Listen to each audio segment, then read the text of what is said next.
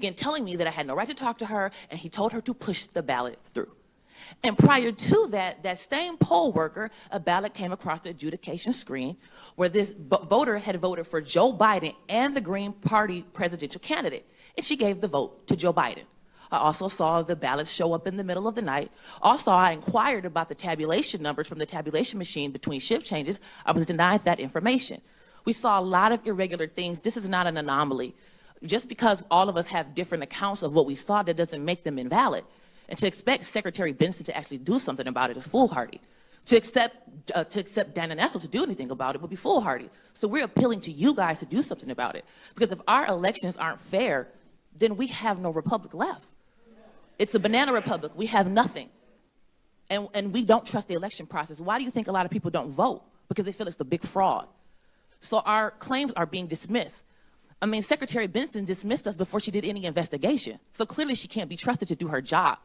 It's not our job to conduct an investigation. There are paid officials who are to do that. And we're imploring you guys to please step up and listen to us and investigate our claims. Check us out. Don't just take our word. Investigate what we had to say, because we have nothing left. Thank you. Thank you very much. Any members have a question?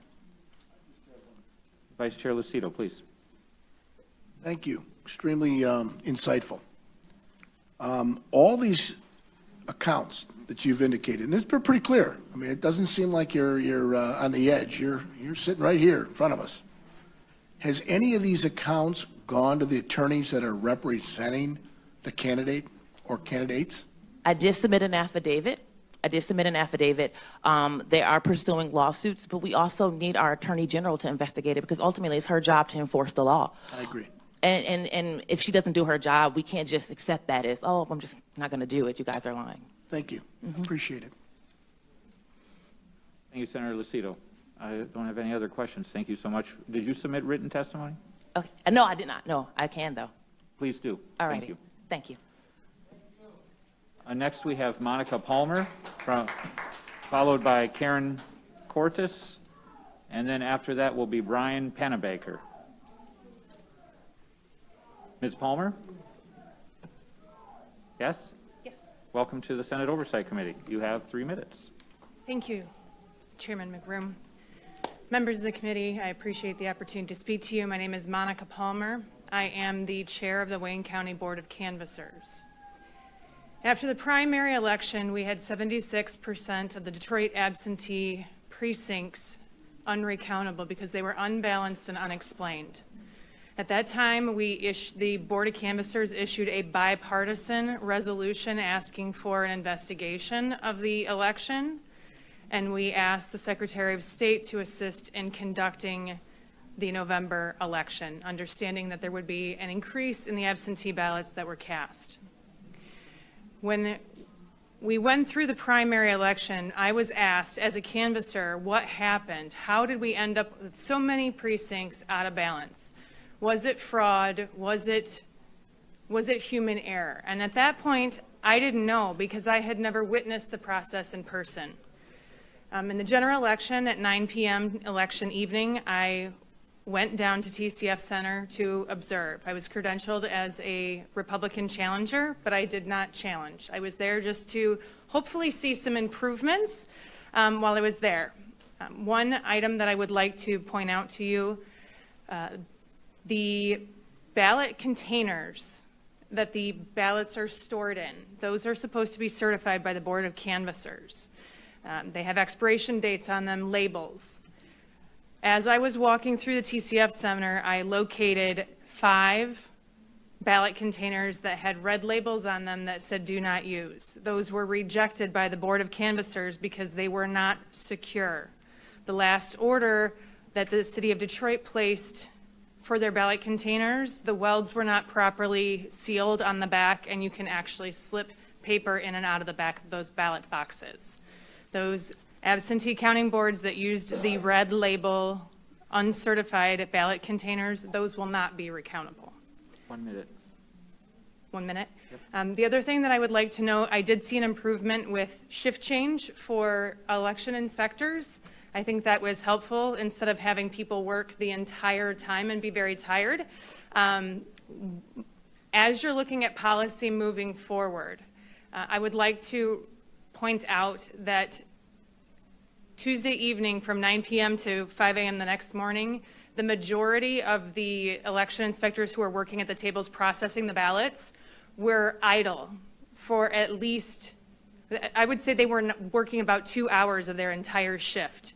If you're looking at improving the process moving forward, the adjudication process is what is the bottleneck, and it's taking the most time. I would look at more funding and more equipment for the adjudication process as a solution for policy changes. I do have additional information regarding poll books and how that impacts the canvas and balancing out of the precincts, but I don't think we have time for that this afternoon. If you have additional questions, I'd be happy to answer them. Yep, Ms. Palmer, thank you for that, and I would like to be able to reach out to you later and ask not just some of those questions, but to understand better some of the canvassing processes and how they work too. So I appreciate you taking the time to be here. Vice Chair Lucido has a question. Thank you very much, Mr. Chairman, and thank you, Ms. Palmer. I echo the same sentiments. I think that you're knowledgeable and, more importantly, necessary to create and to shape policy. And it would make more sense. Did you take any photographs of these boxes, these ballot boxes with the red tags? I did take a photo of one, yes. Mr. Chairman, now they've been, did you offer this as part of your testimony, some of these photographs that we can have on file? And are you planning on submitting those to the Attorney General of this state and the U.S. Attorney? I will include that with my email to all of you. Through the chair, I don't have a problem with the clerk or whatever receives it. Do you know whether or not those ballot boxes were being used? Yes, they were. They were on the floor at TCF Center. Was that included in your affidavit? It was not. I did not submit an affidavit as to the events at TCF Center. I was there observing, and I did not want to impact the canvas with what I saw. But you are a necessary party now, Yes. based on your testimony. Yes. Thank you. Thank you, Mr. Chairman. Thank you, Vice Chair Lucido. Seeing no other questions, thank you for your time today. Thank you.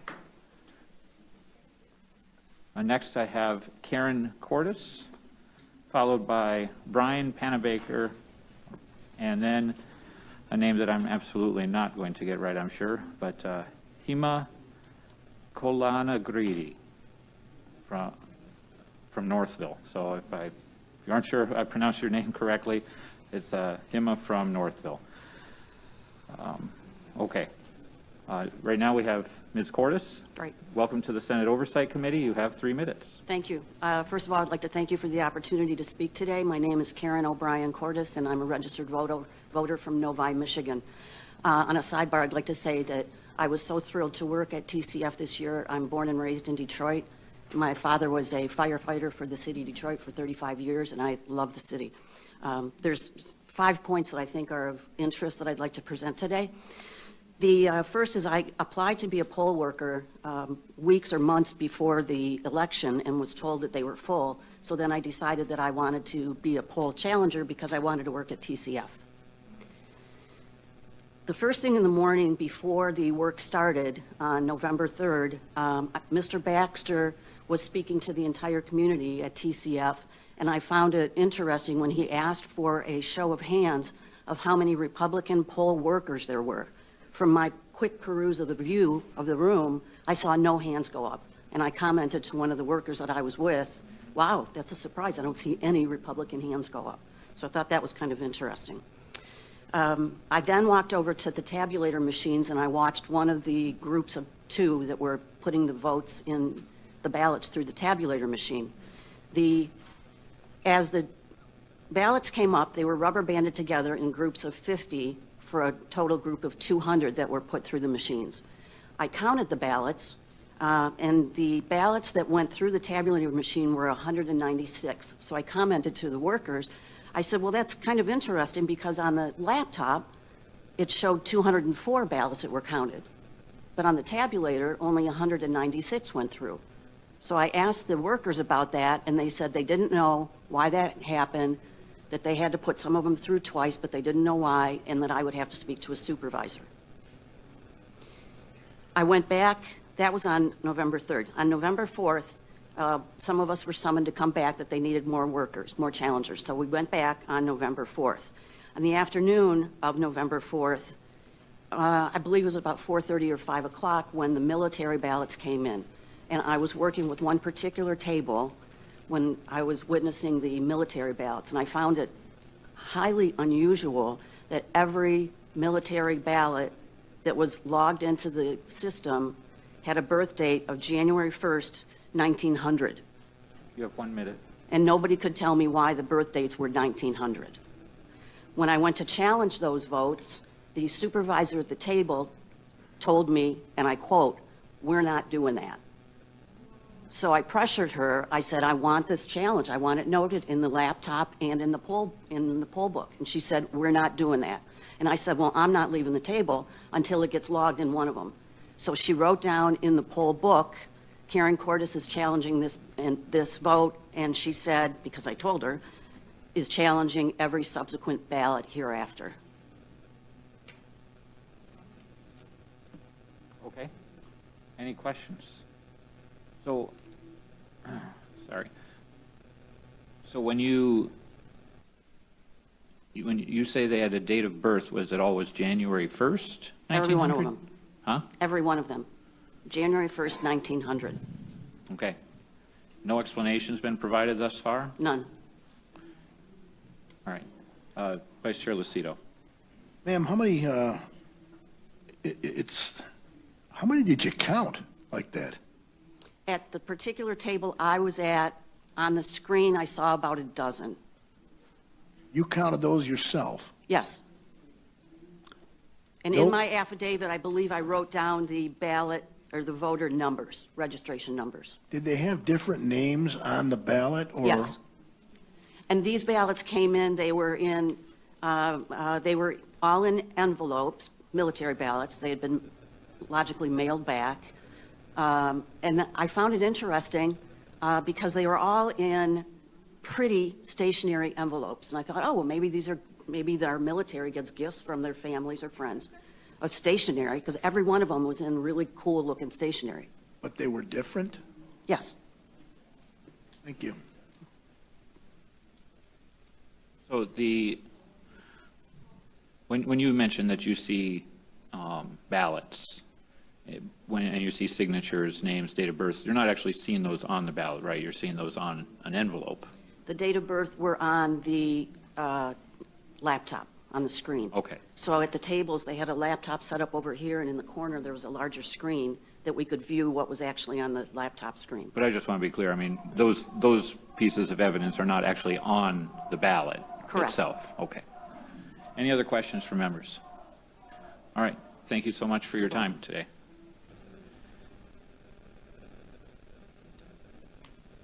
Next, we have Mr. Brian Pennebecker. After him, we have Hima Kolangaretti and then Melissa Carone. Welcome to the Senate Oversight Committee, sir. Thank you, Chairman McBroom. Thank you for giving me the opportunity to speak, and thank you, Vice Chair Lucido. I appreciate your time. I know it's valuable. I drove through a snowstorm from Macomb County to get here today because I felt it was very important. It was very important to do everything in my power to help preserve the republic that was established 245 years ago. Great patriots gave their lives for this republic, and we're about to see it start slipping away from us if we don't preserve election integrity in this country. So I want to give some general observations of specific events that I witnessed on the 2 days that I served as a poll challenger at the TCF Center in Detroit. And it's important to note that I applied to work at the TCF Center online. I was referred to a website to apply to specifically work at the absentee voter counting board, and I never heard back from them. So I did follow up after a couple weeks of no reply. I called, there were 3 different phone numbers to contact on that website. I called all 3 of them. did not get answers, so I left voicemails at all 3 of those numbers. Again, I did not receive a reply. So at that point, we were within a week or 2 of the election, and I wanted to participate, so I volunteered to work as a poll challenger. Now, I had applied to work there because I heard Detroit was short of poll workers.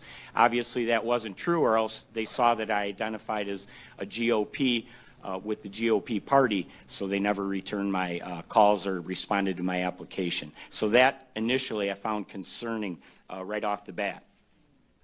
I did not prepare a statement for my remarks today, so I'll be using the sworn affidavit that I submitted to a lawyer named Sean Flynn, who's working directly with Rudy Giuliani on collecting evidence, sworn statements. I hear in the media all the time that there's no evidence, there's no evidence.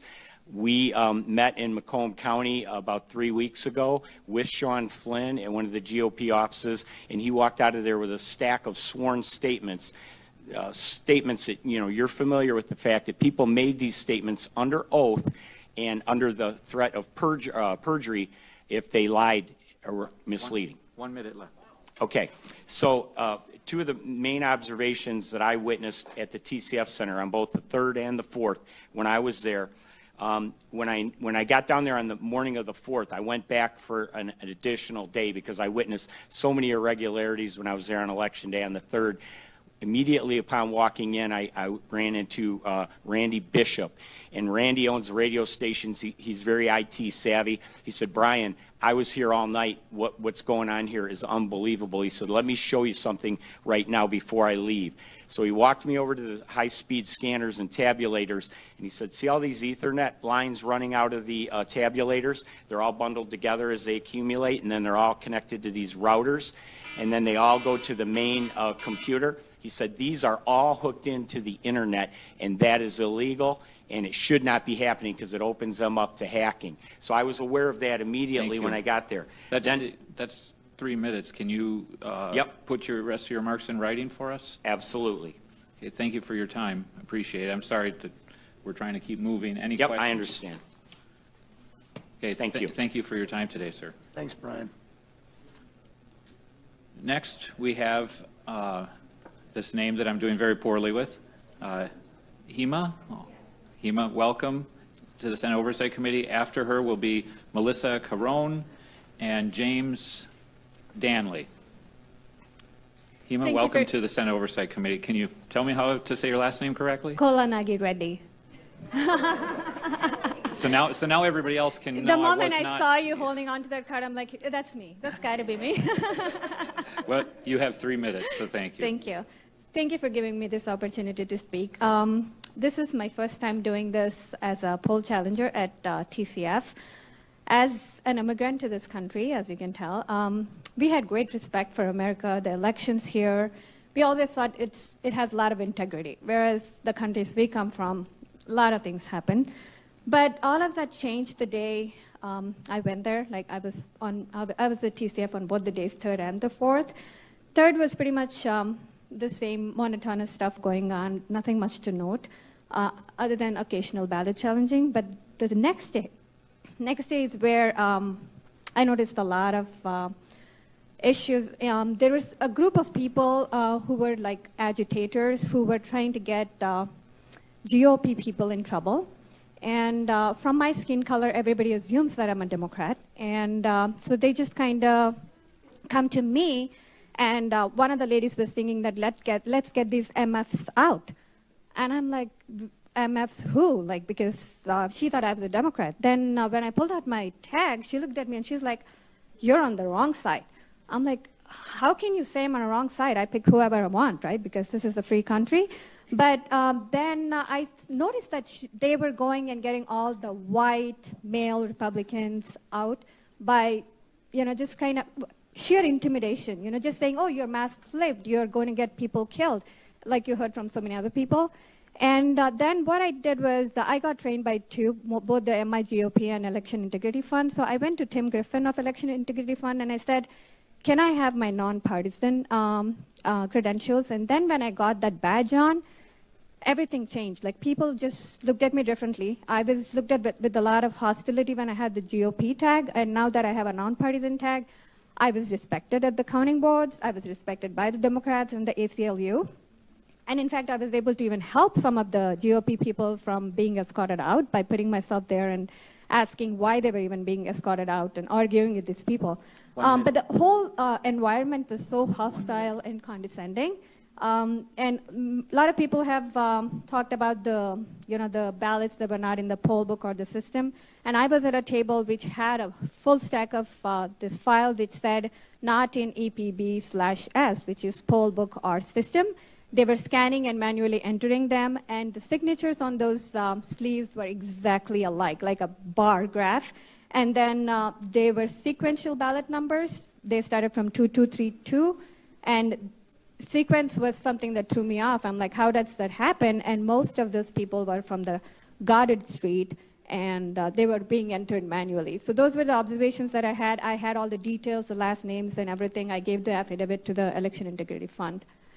The thing that bothered me was that when every time a GOP challenger was being escorted out, all the poll workers, Democrats, and everybody else were cheering. And that was very disappointing because these people were just doing their job. They were not attacking. They were not there with guns. They were just volunteering their time, and they were treated with utmost disrespect.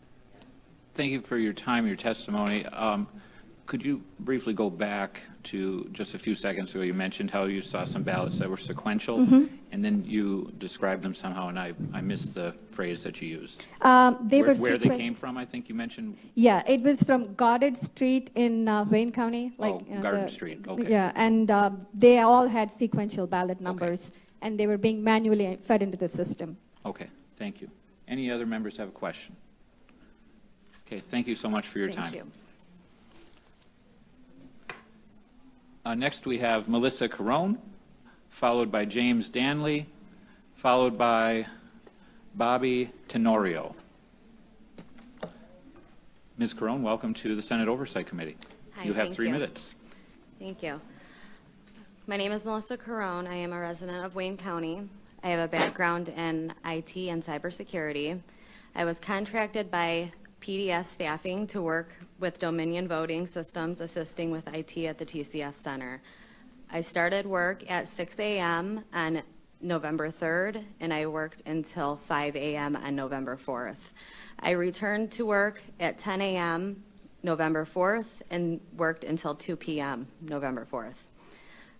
I was initially supposed to return back to work around 4, but I was told via text through one of the other Dominion workers named Samuel that I wasn't needed, that they were almost finished counting.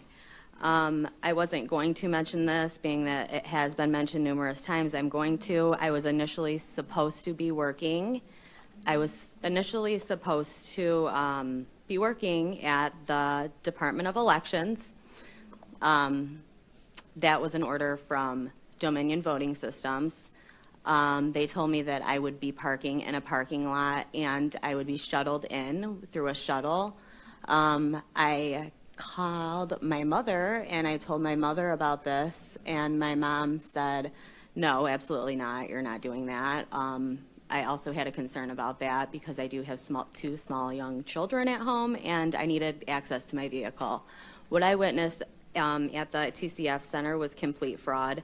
The whole 27 hours I was there, there was batches of ballots being ran through the tabulating machines numerous times, being counted 8 to 10 times.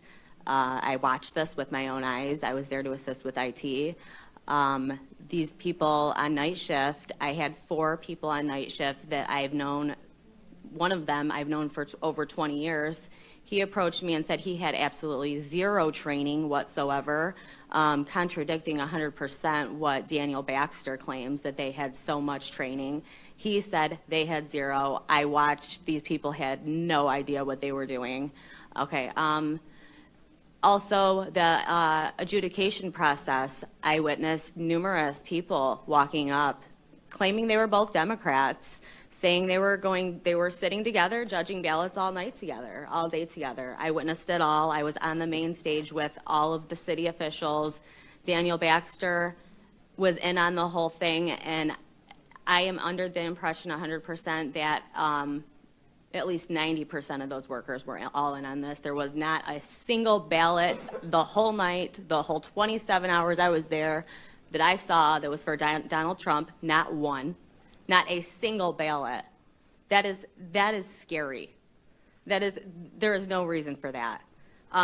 Also, I'm gonna say that there was something going on at that Department of Elections, and it's clearly something that's very illegal that occurred there, and I am grateful to God that I did not go there. Thank you.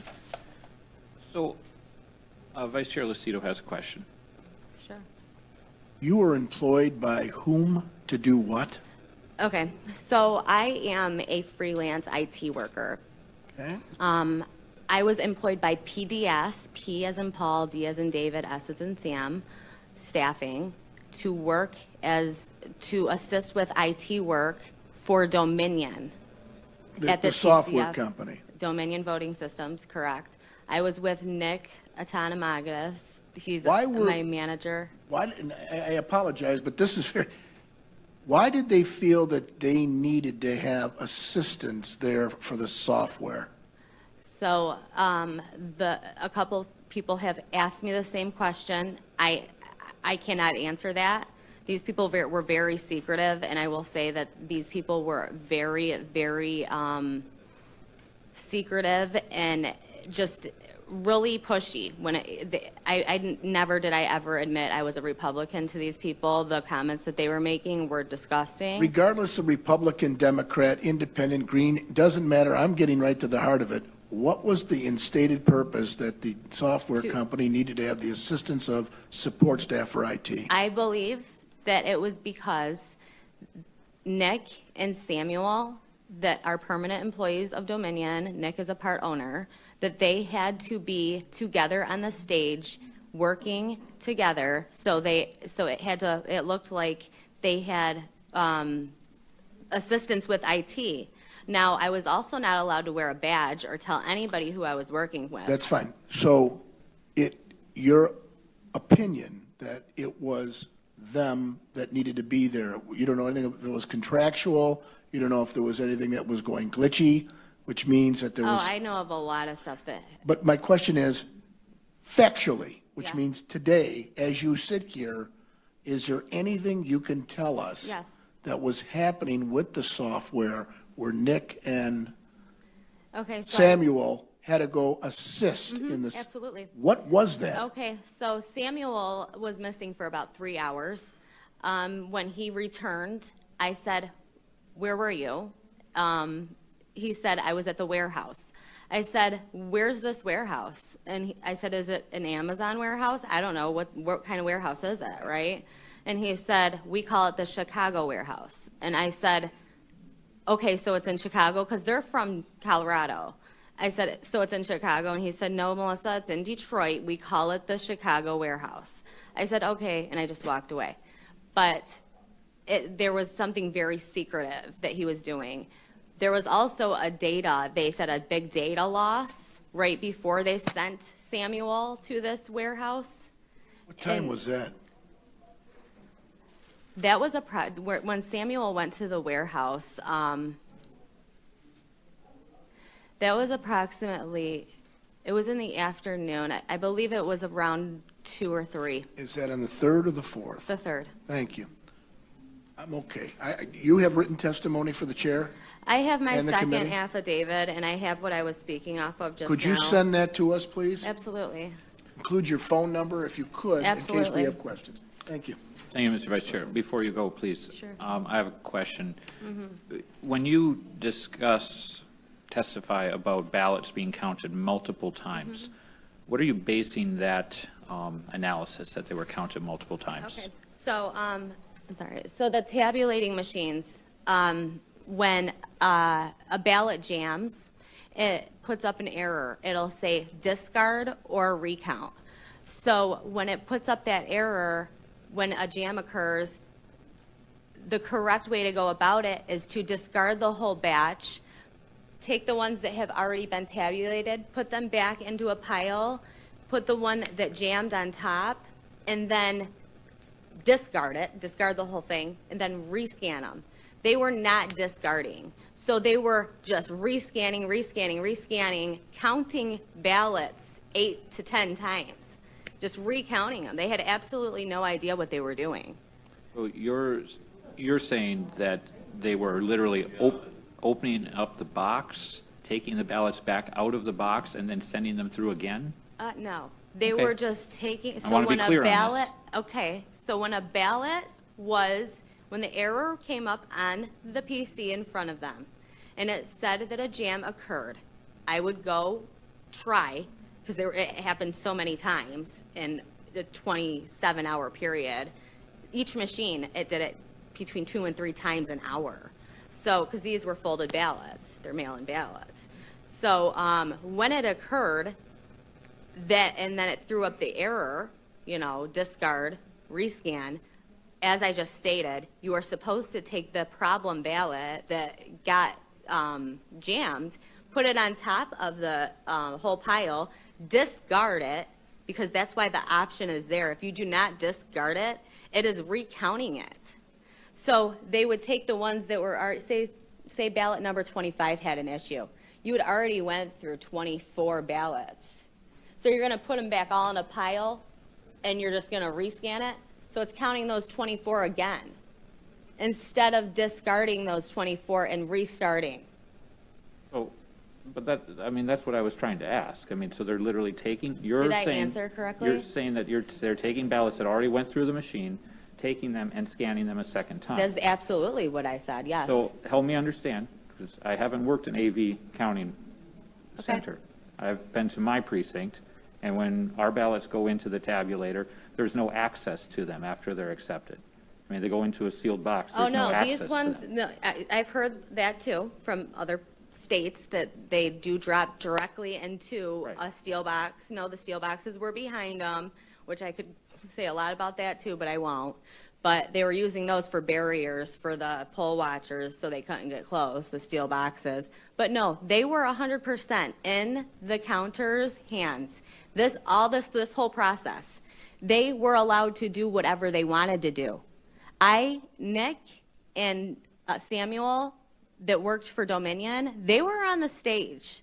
They had a contract employee, me, and another one that was from Texas. I have his name right here, Miles Smiley, 90-year-old man there to assist with IT work. He did not have any kind of background in IT and worked in and lived in Tennessee.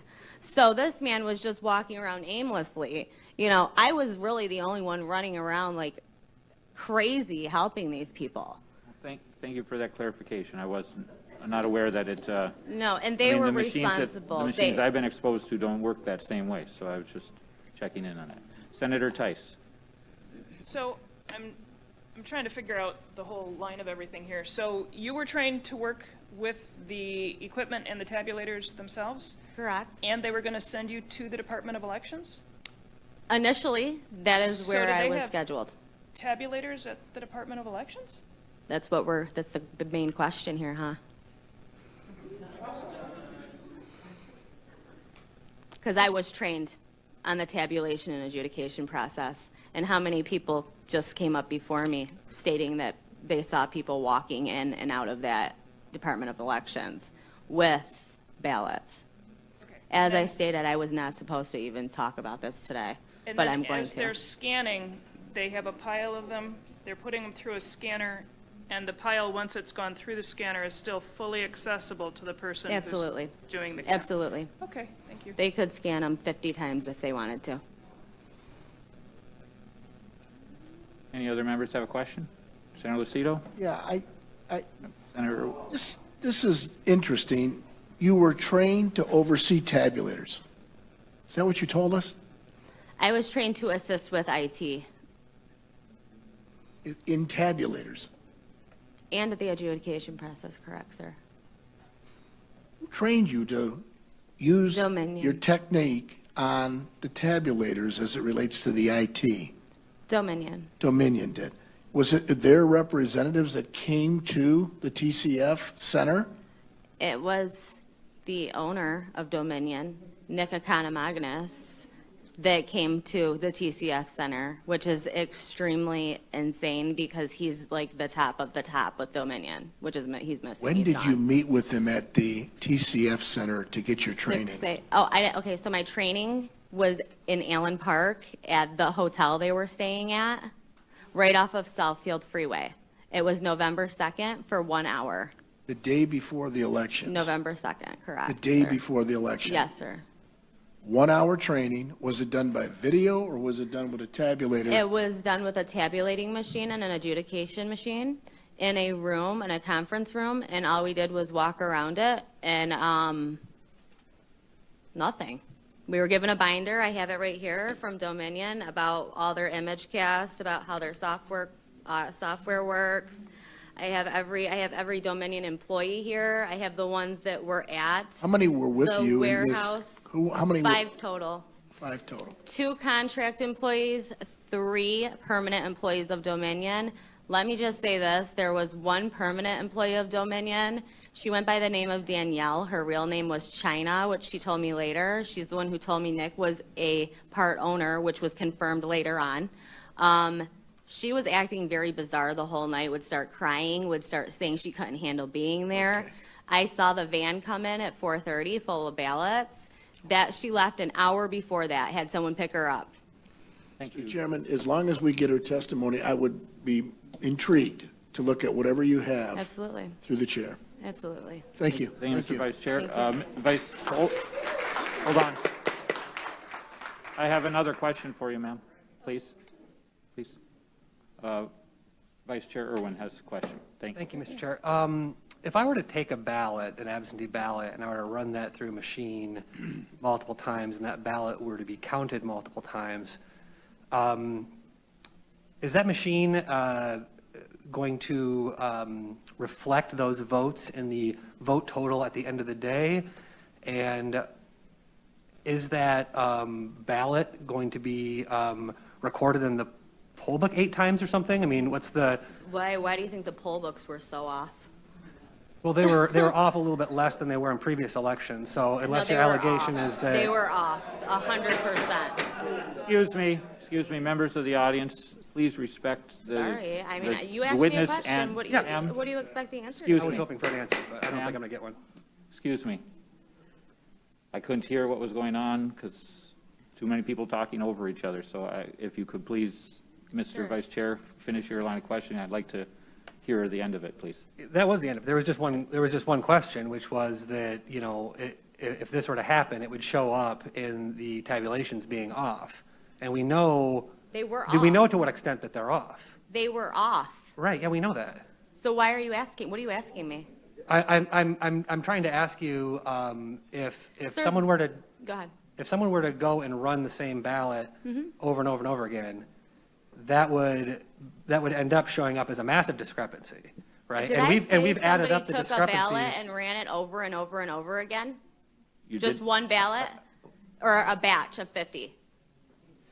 Either way, I mean, the batch of 50 is going to be even more. If you take one and you run it over and over and over again, yeah, people are going to notice that one has been ran over and over. I had numerous challengers come up to me and say, what's going on here? One guy got thrown out because he took a picture of me. Sure, I'm just wondering why the numbers at the end of the day aren't matching up with the stories that we're hearing. I'm trying to square that circle. And I know there's going to be an investigation of all of these As good as everybody allegations. else is in here.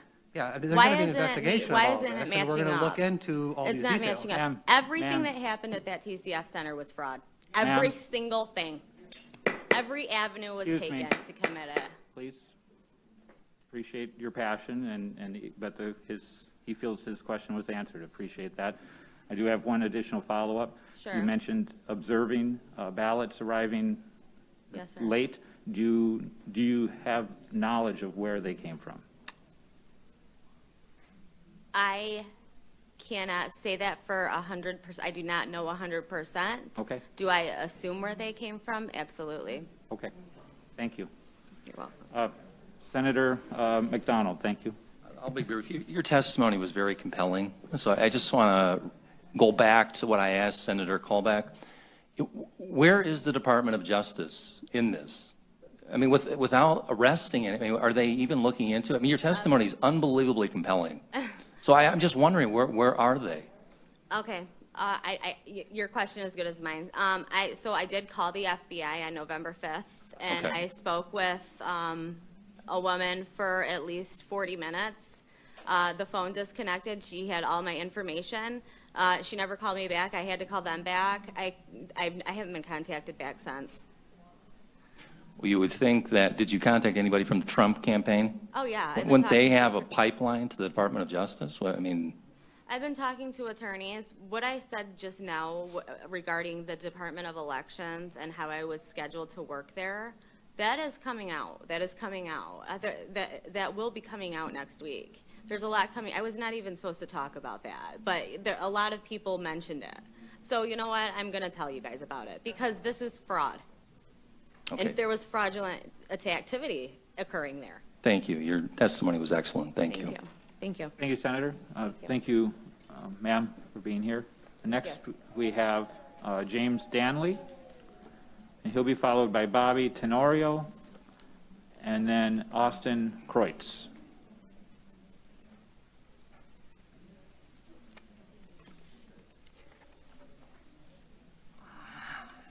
Welcome, Mr. Danley. Thank you, committee members. You have 3 minutes. Appreciate the time.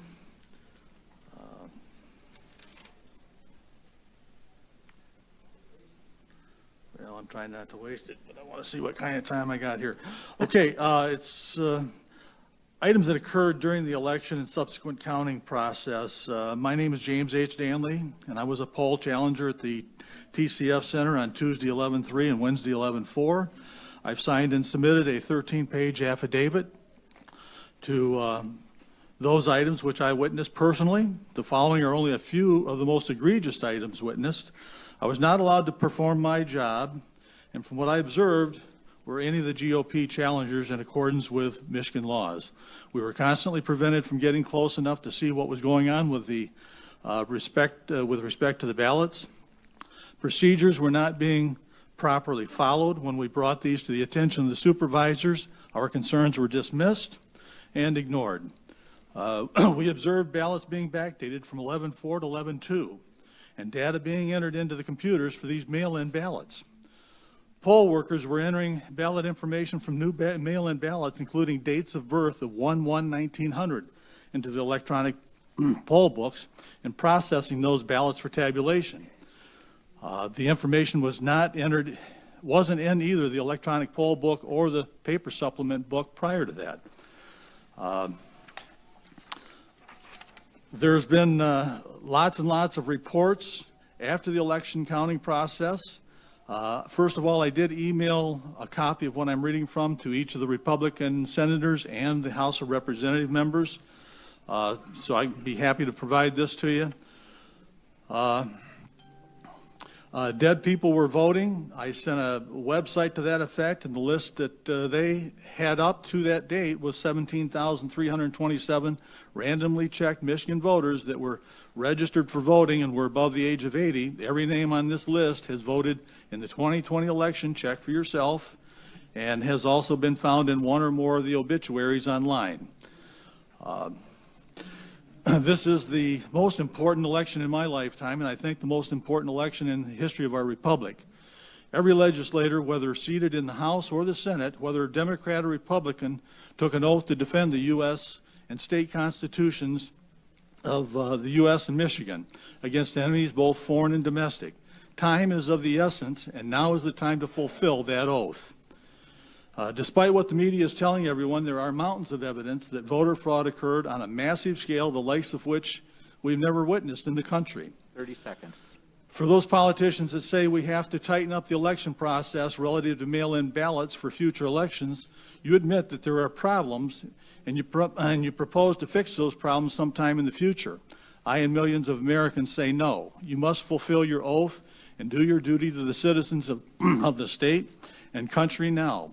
You can't turn a blind eye to the mountains of evidence proving the fraud, and the citizens of this state expect the state legislators to act swiftly to correct the fraudulent activity that took place in this election, because time is of the essence. This cannot wait for the completion of the lawsuits currently underway.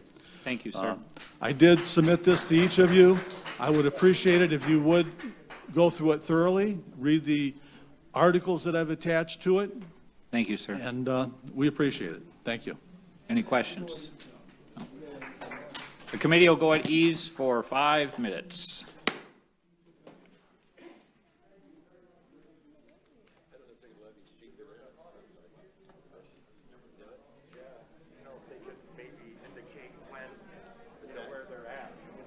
They're not giving me details. I mean, they really aren't. The problem is they don't know about the other software. They only know about the video.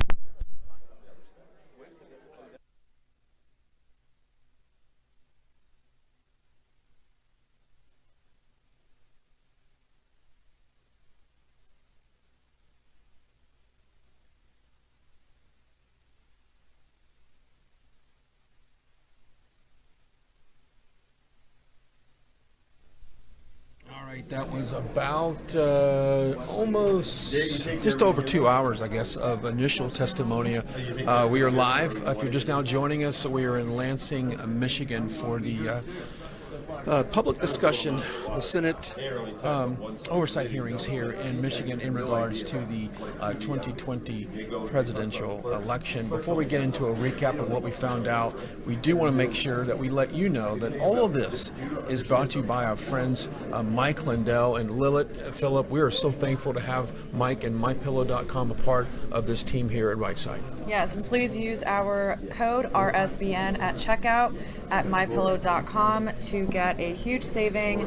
And with Christmas coming around the corner, you can not only shop for your human beings that you love, but you can also shop for your pets as well. So check them out at mypillow.com. Use our discount code RSBN at checkout. Yeah, get up to 66% off on a lot of their products there. So we're happy to have Mike Lindell and MyPillow.com a part of this broadcast today. But that just, it looks like they took a short 5-minute break, but let's just kind of fill up your thoughts over the last couple of hours. We have heard numerous testimony come out in regards to voter fraud here in the state of Michigan. Contentious. People are explaining their cases of why they think that there was voter fraud, and there clearly was voter fraud. There is dead people voting. That is fraud. That is a definition of fraud, and people have explained that to the senators who are here today. There has been some pushback from the Democrat senators, I presume, who are sitting on this oversight committee. But the people are still here. They're bringing their case forward. They said they've been in contact with federal law enforcement, whether it be the FBI. They've also been in contact with the DOJ. I'm sure you've heard all that through watching the people here today. But it's contentious. People are really fed up, and that just, you can see it based upon the people who are outside. They realize that this election, there was major fraud in this election, and it'll start to unfold over the course of time. Right now, we just have to wait, and we have to go through the process, though. It almost seems defiant, Lilith. You and I looked at each other several times during this, and of course some of the votes coming out of Wayne County historically have been Democrats, and one of the things I brought up here silently was, what if that's been corrupt year after year? This whole thing needs to be broken apart and re-examined. I couldn't help myself but jot down some notes here on my phone. Some of the witness testimonies were absolutely outstanding. I had to let you know what's been going on. So the first thing that they mentioned right off the bat was Ethernet cables. So they were talking about the internet connection and how it causes for outsiders to hack into the system. So there's Ethernet cables attached to one another, and so when you have one device that's attached to the internet in that service, are all attached, so people can actually hack into the system and think for yourself, fill in the blank of what they might be doing with that. People were also able to get the admin passwords to these servers via the dark web. So anybody from another country maybe could even hack into the United States election here. And so also 8.1 million registered voters in Michigan, and in just Detroit alone, 174,000 absentee ballots, 1,300 of them were deceased. Yeah, we have heard so much, and also in terms of voter intimidation and not allowing Republican poll watchers to be allowed in these rooms. We've heard stories. And they're cheering as the GOP watchers are being removed out of these, out of TCF. They're just clapping them on as the GOP watchers are being removed. Yeah, this is what, and that that kind of stood out to me, Yeah, Philip. I also think it's important to note for our friends who will try to censor us for sharing this information that obviously not everything here is 100% verified, but these are sworn statements under oath, punishable by perjury. And that's simply what we're doing today here is we're presenting the information that is being presented to the Oversight Committee. So we're going to continue to do so, but there are certainly legitimate claims of fraud in this election. And when we saw some of that pushback earlier by some of the people on the panel, and it comes to a point where even here in the room, people sighed a little bit, like, why are we so defiant on just trying to answer these questions that are presented to the panel, and that we've seen some discrepancies in the voter machines. We've seen, logistically, it's impossible to run some of these votes through a machine And when you notice multiple the times. when you notice a pushback just from the panel, you start to realize the bigger picture, The right? bigger picture. When you look at locally, how corrupt it is locally, and for all these people to not have their voice, 8.1 million registered voters in Michigan, to feel like they're not being heard locally. Imagine that on a grander scale. Imagine what President Trump is fighting.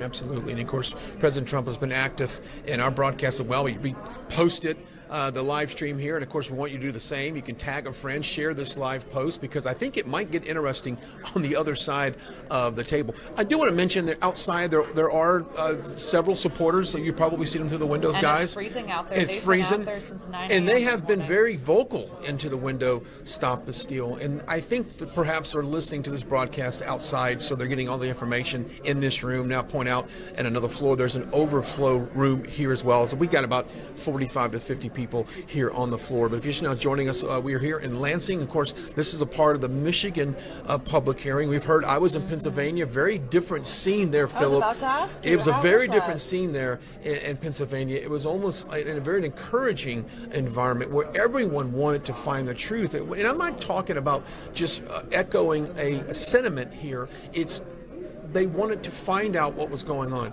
I gotta say, there's people in this room that don't necessarily want that to come out. I mean, I agree 100%. I said it earlier. There is some contention in this room from the people who are sitting on the board of this Oversight Committee, and they're giving the people pushback and they're giving the people flack who are trying to present their evidence of voter fraud. Let's go ahead and turn the camera back. Let's listen in. Looks like we're getting back into the second half of the events here in Lansing. There for a little 5-minute leg stretch. We'll resume testimony. Next up, we have Bobby Tenario, followed by Dr. Michael Dubiel. I'm sorry, the cards got a little shuffled here. And so it was Bobby Tenario, followed by Austin Kreutz, and then Dr. Michael Dubiel.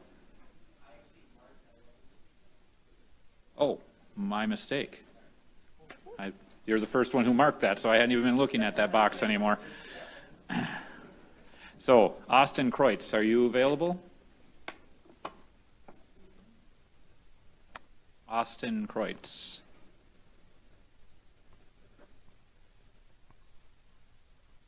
Austin.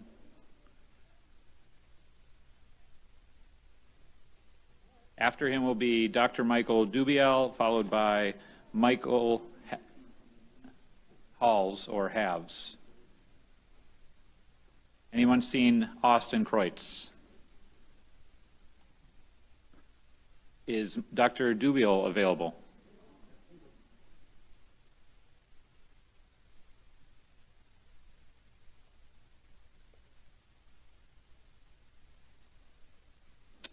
Is Michael Halves or Halls available?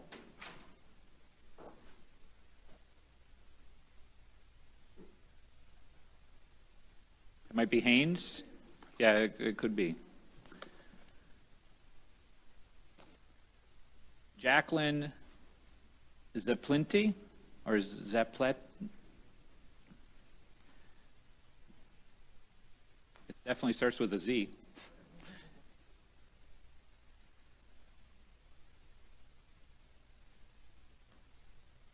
Lori Eba. I'm going to run through these names one last time, but we can't hold up the show forever. Austin Kreutz. Jacqueline, please go ahead. I will keep these other cards on top briefly for after Jacqueline's testimony in case they're indisposed at the moment. Welcome to the Senate Oversight Committee. You have 3 minutes. Thank you. My name is Jacqueline Splitney. I was dual credentialed for Election Day this year. I worked at a precinct 205 at Mason Elementary School in Detroit during the day, and then I also worked at the TCF Center that evening as a poll challenger. So I've submitted my written testimony, also an affidavit to you today, affidavit that I had submitted with the Trump campaign previously, so you have a copy of both of those. There was a couple questions that I wanted to answer that I heard earlier, so I'm going to kind of go off script, but I don't think you guys realize that on when you go to vote in person and you're feeding your ballot into a tabulator box, and I was the tabulator inspector at Precinct 205 in Detroit, it goes in. If there's an error, it comes right back out at you. You see the screen, you have an option to either correct your ballot or resubmit it as is. So then it goes into the locked box. It is never opened until the end of the day after polls close at 8 p.m. And then it is, opened up, processed, put into sealed envelopes, and so forth. So the high-speed tabulators look more like, that were at the TCF Center, look more like a printer. And so they were fed 50 ballots at a time, sometimes in stacks of up to like 200. They were each, individually rubber band at 50 at a time was the way we were taught, that's directed to do. And they just came out the back. They were in a bin there, an open bin. So they could grab them all and refeed them. So I don't know if, you all had a clear picture of that sense of, they were just open and available to basically, you get an error, grab it back, feed it through again. So that's where a lot of the repetition, I think, happened. Also, as far as training is concerned, I did 2 classes, each were for about an hour. I was trained as a poll worker, which then I was credentialed as a ballot box inspector in the precinct. Then I was also trained as a poll challenger, which was for about an hour also, and then credentialed as a poll challenger, which I worked at the TCF Center. So I kind of had a little bit of a advantage, I felt like, because I did both trainings. However, both trainings were pretty ridiculous. Really didn't teach you much of anything. There were multiple copies of things that were, you were presented with and able to take home. You could reference later, but the training was really non-existent. Thank you. So, I appreciate your testimony, and I was going to actually ask if you could explain why you feel the training was not helpful. Well, or adequate. As a poll worker, I trained at Wayne County Community College. There was just no substance to it. There was no, other than working through the copies of the information that were given, there was no substance. They didn't tell you anything. They didn't say what to do if there was an error. Who do you contact? You were given like minimal to no information. And who provided this training? The Detroit or Wayne County Department of Elections. Okay. Also, you were almost threatened or taught to threaten a poll challenger. They came right out and said, you don't have to listen to them, you don't have to speak to them, they can't get near you, they cannot talk to you, you don't answer them, and if they continue to question you, then call the police. Literally, that's what the instructor told us to do. Call the police, have them removed. Thank you. Any other members have a question? Thank you very much for your time today. Thank you. Okay, going back to the top of the pile, Austin T. Kreutz. Has anyone seen Austin T. Kreutz? All right. Dr. Michael Dubiel? Okay. Michael Haynes or Halls?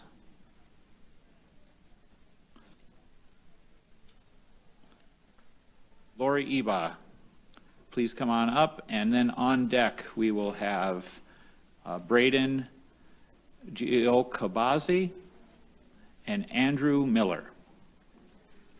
Welcome, Ms. Eba. Thank you so much. I am a resident of Oakland County. I live in Milford. I've been here all my life, not necessarily in Milford. I grew up in Detroit. I was a Republican poll challenger both on Tuesday and Wednesday. On Tuesday, things went pretty well, and I was trained by the GOP party. Tuesday, things went very well. When I was called back in early on Wednesday morning, I came back into the room. I could not believe, number one, how many more people were there, the tension in the room, and where did all these ballots come from? When I'd left on Tuesday, most of the tables had been complete. The table I was overseeing at the time still had about 200 ballots left, but it certainly didn't look like there was going to even be enough for a night shift. I was very surprised to see the level of activity on the following morning. As you've already heard from many people who've had my positions, there was a lot of intimidation and hostility vented toward the Republican challengers. I experienced a lot of that as well. Right away, of course, we know rules were broken because there were very, very few. I counted less than 5 when there was the hand raise of Republican poll workers in the room. There's supposed to be 1 at every counting table, at least, and there wasn't. I didn't see the ones back at the tabulator areas or the adjudication, so there may have been a few more back there, but I counted less than 5. In addition, by midday on Wednesday, there were no more Republicans allowed into the room. There was a lot of intimidation around those who were in the room, particularly the men and the lawyers, and they were hauled out forcibly by the police for really no good reason, while the whole room of workers cheered. This is intimidating. They stood and they cheered repeatedly as Republicans were hauled out for doing their job. This is wrong. I personally was the victim of 2 different accounts of intimidation, one by workers, supervisors included, and one by Republican poll challengers or watchers. In both cases, I had raised my hand to challenge a ballot. In one case, the ballot was being duplicated. I was being prevented from watching because only 2 workers were doing it, and they were shoulder to shoulder. I'd moved in to about 3 feet or so behind them so I could look over their shoulders. The supervisor came over and told me I had to get out of there at least 6 feet away. I told her that by the rules, election rules, I could move in during the time that I was watching the ballot while it was being duplicated. 1 minute left. She was yelling at me. And that ballot ended up being duplicated in error.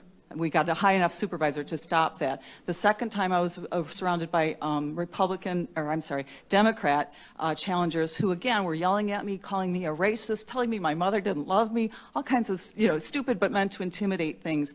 This is wrong. We all deserve a fair ability to vote our conscience and to participate in the election process. This did not happen at TFC, and it needs to be audited, and we're counting on you to do it. Thank you. I've submitted my comments so you can read the whole thing on your own. Thank you very much, Ms. Eba. Anyone have any questions? Okay. Thank you very much for your time today. Next, the doctor is here? All right. Dr. Michael Dubiel. Then on deck is still Braden Giocabazi, and then Andrew Miller. Dr. Dubiel, I apologize. We took that little break there, and I hadn't read who was on deck, so people might have gotten a little far away. So appreciate your forbearance. Welcome to the Senate Oversight Committee. You have 3 minutes. Okay. I was a poll challenger at TCF Center. I worked 10 p.m. to 5 a.m. I saw a few things, and I tried to make several statements to several different organizations, and I had nobody really follow up with me. or when I did get a statement back from my affidavit, it was different from what I had spoke over the phone. A few things that I saw, right off the bat, I saw table supervisors distinguished with the emblem on the chest, wearing political statements. Saw Black Lives Matter on masks. I saw t-shirts, undershirts wearing Black Lives Matter, which is, I didn't know was appropriate. The table I worked at, I saw several ballots that I challenged. One, when through the process, the scanning of the ballot, the computer popped up a little box that said duplicate ballot already processed. I challenged that. I saw a ballot that was opened up that was completely blank, front and back.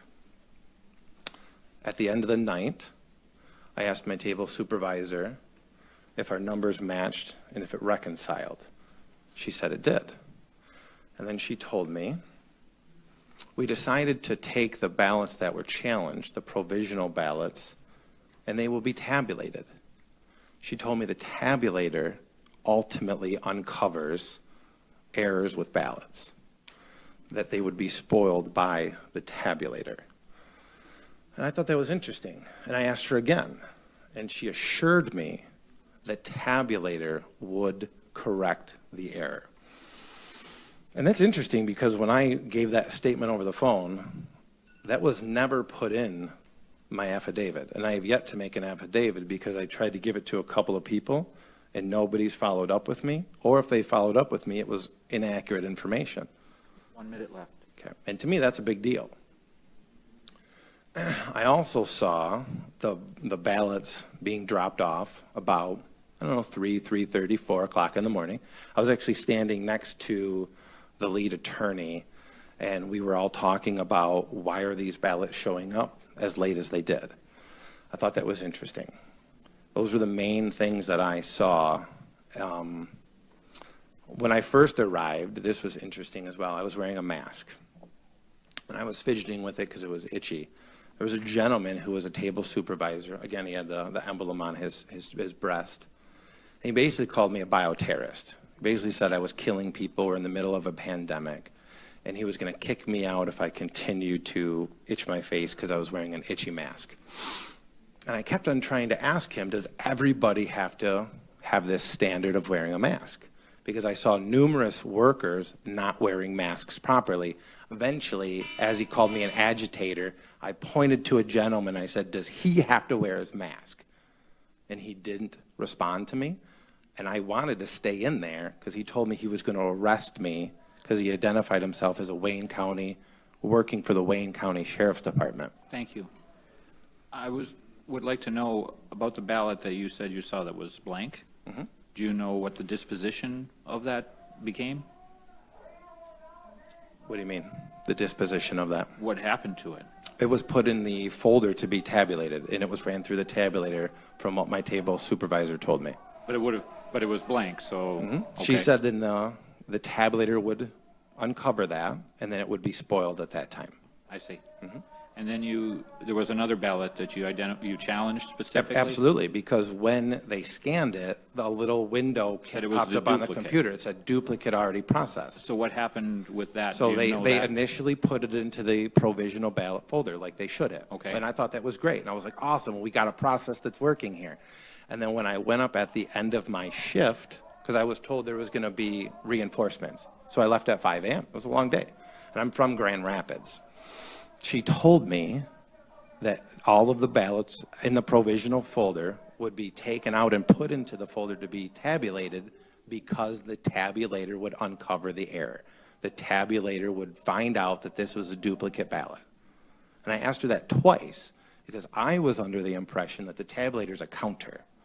So I asked her, how will the tabulator uncover that? She told me, and she assured me, the tabulator would uncover the error. Okay. All right. Any other members have a question? Senator Santana, please. Thank you, Chairman. You mentioned that some of the people had on shirts that said black people matter, right? Or what did you say? Black Lives Black Lives Matter. Matter. Yeah. Okay. Did anybody have on a shirt that said, vote for this person, vote for that person? Not that I was aware of. Okay, thank you, Chair. But distinguished on the face masks, All right. and it was, I want to make this clear, it was underneath the T-shirt of the table supervisors. It wasn't outward, it was underneath the T-shirt that they were wearing. I understand. Chairman. Thank you.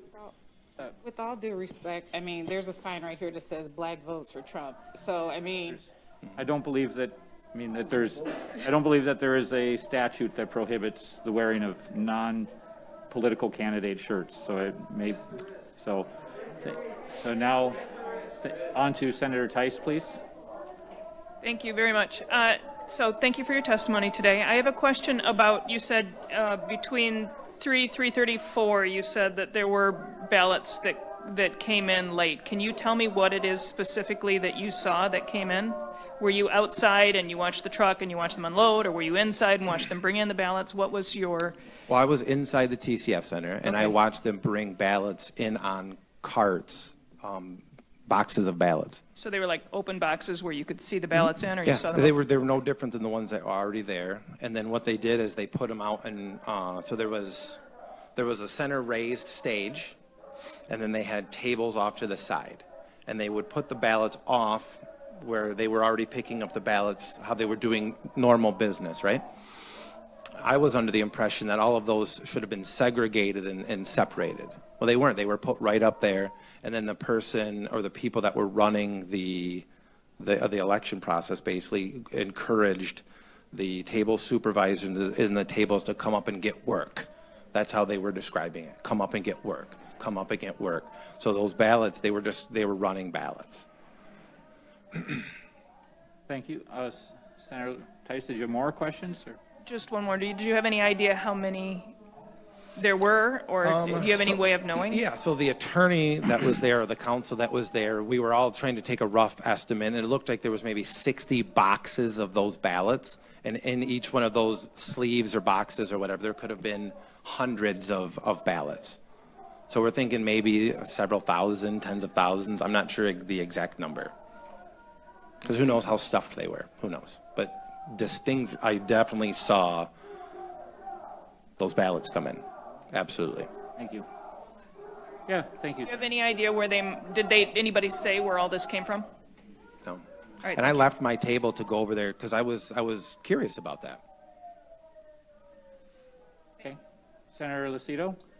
Yeah, it's intriguing. What time of the morning was it when you saw this come in? Or what time of the evening was it? Like you said, 3-ish, 4 in that window. In the afternoon? No. I was there from 3 or 4 in the morning. I was there at 10 p.m. to 5 a.m. They were in mail sleeves, you said? Mm-hmm. Did anybody have any earmarkings of who they were carrying these ballots? Were they carrying them? Were they on a dolly? Yeah, they were on a dolly. Yeah, they were on a dolly. Do I know who they were? Absolutely not. But there were people that were doing that. Thank you. Thank you, Senator Lucido. Senator Santana? was there any particular reason you didn't ask for a supervisor to question, the ballots coming in on a dolly or? Well, I didn't figure I needed to because the lead counsel that was supposed to be there was taking tally, and I was there standing right next to him. So I figured he was kind of the person that was overseeing the whole night. That's what we were told. No, we were talking directly about why are these coming in. We all thought it was interesting that these ballots were coming in so late. What was his response? We were trying to take. Sorry. What was his response, sir? We were taking count, and we were his exact response I couldn't recall, but we were definitely perplexed that these were coming in so late, as well as they were being put out to be counted. Thank you, Chair. Thank you, Senator. Thank you very much for your testimony. Appreciate it.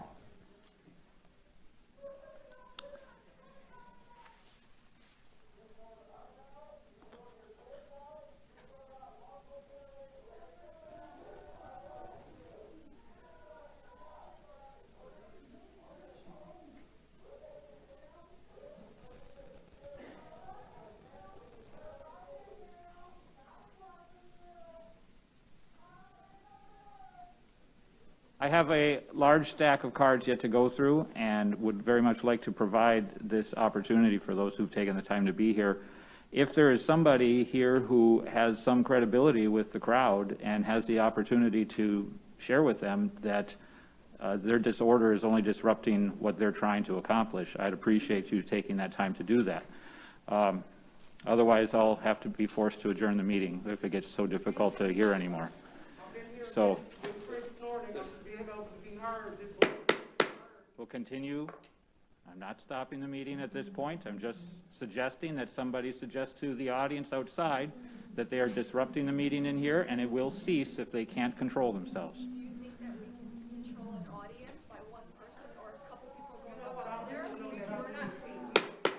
If the audience inside also needs that same assistance, we can adjourn the meeting for that reason too. I have worked hard to put this together, and I would appreciate the opportunity to continue the work and listen to the folks who've taken the time to be here. At this time, next up we have Braden Giocabazi. After him, I have Andrew Miller, followed by Robert Cushman. Welcome to the Senate Oversight Committee, sir. You have 3 minutes. Is based on my sworn affidavit that I submitted. I am an unaffiliated Michigan voter who was trained by the GOP to be a poll challenger on Wednesday, November 4th, beginning in the late morning until around 8 p.m. because I was told that they needed help.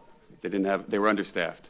I witnessed the room erupt in thunderous applause and derogatory cheering as Republican poll workers were picked off one by one and ejected from the room repeatedly by police escort throughout the day. By the end of the day, they had picked off so many GOP poll workers that there were probably only a few dozen left to monitor all of the processing stations in the room, which I'm told was between 130 and 160. Because of this, I had to move between several tables. One was processing a stack of roughly 35 ballots with pink challenge stickers on them. Many other tables also had similar stacks on them as well. None of the ballots appeared to be in the poll database, so the poll workers were simply entering 1/1/1900 as the birth dates and entering the addresses and names that no one seemed to be verifying and which I could not see to verify. When I would politely try to check such things, as had been the case throughout the entire day, I was told that I wasn't allowed within 6 feet of the tables even to verify ballots, and told that I was trying to kill people. I watched as the table simply passed in mismatched ballots and envelopes through the checking station. When I challenged it, and subsequent ballots that weren't in the poll book, the table supervisor laughed and said, "You can't do that." And several other operatives gave me the COVID runaround as I had gotten throughout the day, all trying to intimidate me and prevent me from doing my job, claiming that I was endangering their workers, trying to kill their people, and even holding a pen in a threatening way. Yet, when non-GOP operatives would stand near the tables and harass me, no one would give them any problem at all. At one point, a Democrat who was hanging back came up to harass me, and then a table supervisor showed up and because I was challenging a ballot. Once several table managers and non-GOP operatives have showed up to harass me, this Democrat operative simply melted back into the background with a satisfied grin on his face, knowing that he had caused me a problem. These people were like professional agitators whose job it was to sow discord among GOP workers who were trying to do their job and then get them kicked out. At some point, a GOP lawyer was brought in and confirmed that I was properly performing my duties. Instead of backing down, the table supervisor's supervisor and his supervisor and all the damn supervisors, they came up and they started arguing with the lawyer, telling him he didn't know what the law was. 1 minute. In the meantime, the ballots continued to go through, so I stepped up to the table to inspect the next ballot briefly. The manager separated me from the table, wielding COVID as a weapon one more time, and walking towards me, forcing me to step further away. He made some innuendo about playing with him that made me uncomfortable, and then he said something to the effect of, "I will kick your ass or I will kick you out of here." And I said, and I looked at him and I quizzically, and I said, "Are you threatening me?" He repeated the mantra more than once as he began to wave down a police officer. I raised my voice so that others could hear what was going on, and at this point, and I said, "Are you threatening me?" And at this point, the police officer arrived, and I did not ask any questions, and I was removed from the room without any due process. Realizing I had no recourse or rights, I grabbed my coat, and I peacefully was escorted. I'd like to say one final thing. Please wrap it up. Okay. I saw several dozen military ballots throughout the day. I only saw 3 that were for President Trump, and I was also at your hearing the other day when the clerks were testifying, And one thing that stood out to me as a glaringly obvious thing, as an engineer, I'm a technical person. I love math. I have a fair bit of programming under my belt.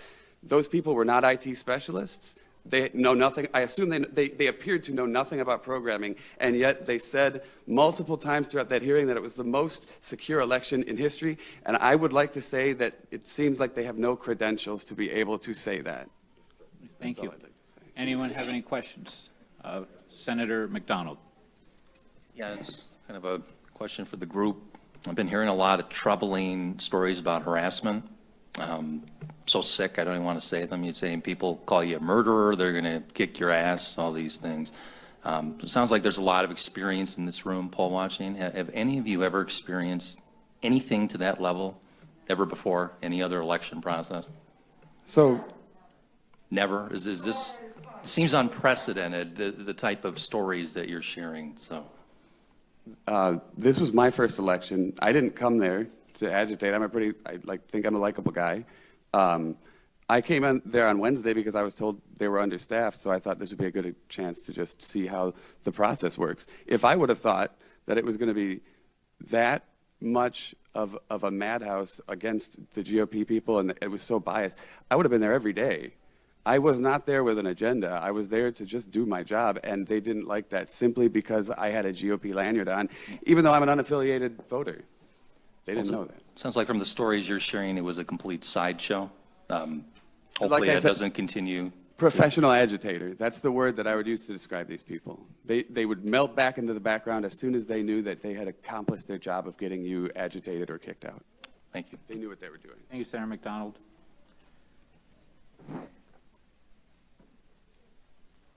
Next, we have Andrew Miller, followed by Robert Cushman, followed by Andrew Sito. Welcome, Mr. Miller. You have 3 minutes. My name's Andrew Miller. I was a poll worker on Tuesday and Wednesday. I originally applied to be a poll worker, but nobody ever got back to me. I tried twice to call the phone number for assistance. Both times I was on for over an hour on hold with no response, no way to leave a message. Let's get to it though. Probably the most egregious one was on Tuesday evening after most of the tables had shut down. One table was still working at duplicating ballots. When I got there, there was 25 ballots that they were duplicating. One person quietly sat back and supposedly read the information, but from 6 feet away, I could not hear anything that he said. The other worker was filling in the ballot while being hunched over it, and there was another worker at the end of the table so that I could not see what was on the table. I had duplicated a ballot earlier that day. It was quite open. It worked well. I was asked by a table supervisor to participate in it. The ballot was stained. We worked through it. Everything was cool. We went to this one, and they were duplicating it, and I told the table manager that I needed to see those results, and he said I couldn't. And I said, why not? This is my job. I need to be able to see what the differences are between these two.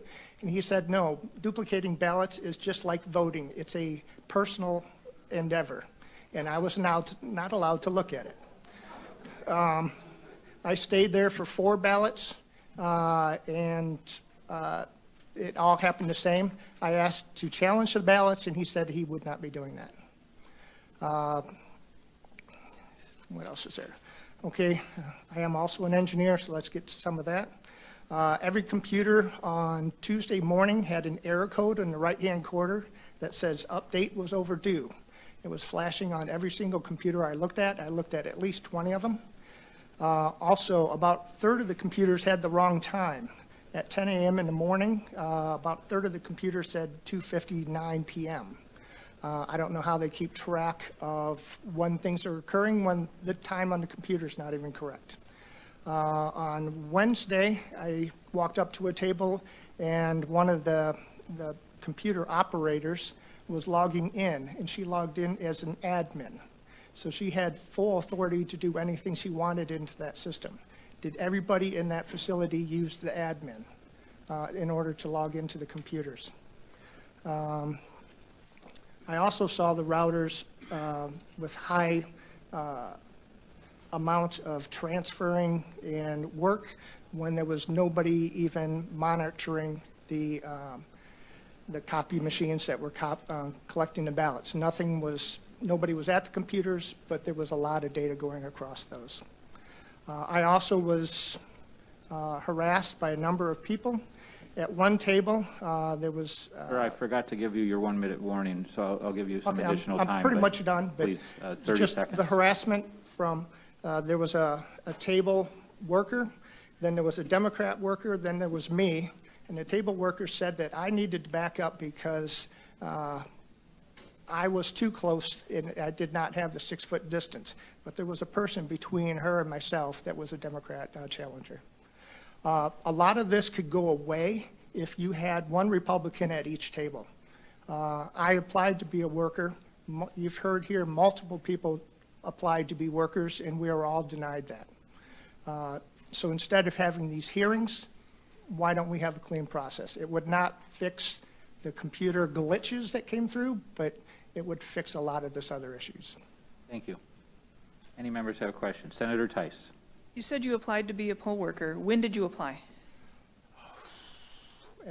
More than a month before the election. So well in advance of the training, because yes, it was before the training. Okay, because we heard from the clerk in Wayne County that the people who applied that were denied were people who applied too late and the training had already been done. So No, I just wanted to there clarify. was still training scheduled when I applied. Okay, thank you. Seeing no further questions, thank you for your time today. Did you submit your testimony in writing by any chance? My affidavit contained Okay. everything that I had except for the admin. Okay, thank you very much. Next, we have Robert Cushman, and he'll be followed by Andrew Sito, followed by Shane Trejo.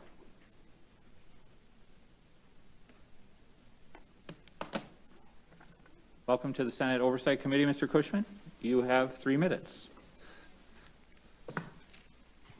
Thank you, Senator McBroom, Michigan legislators, and fellow citizens.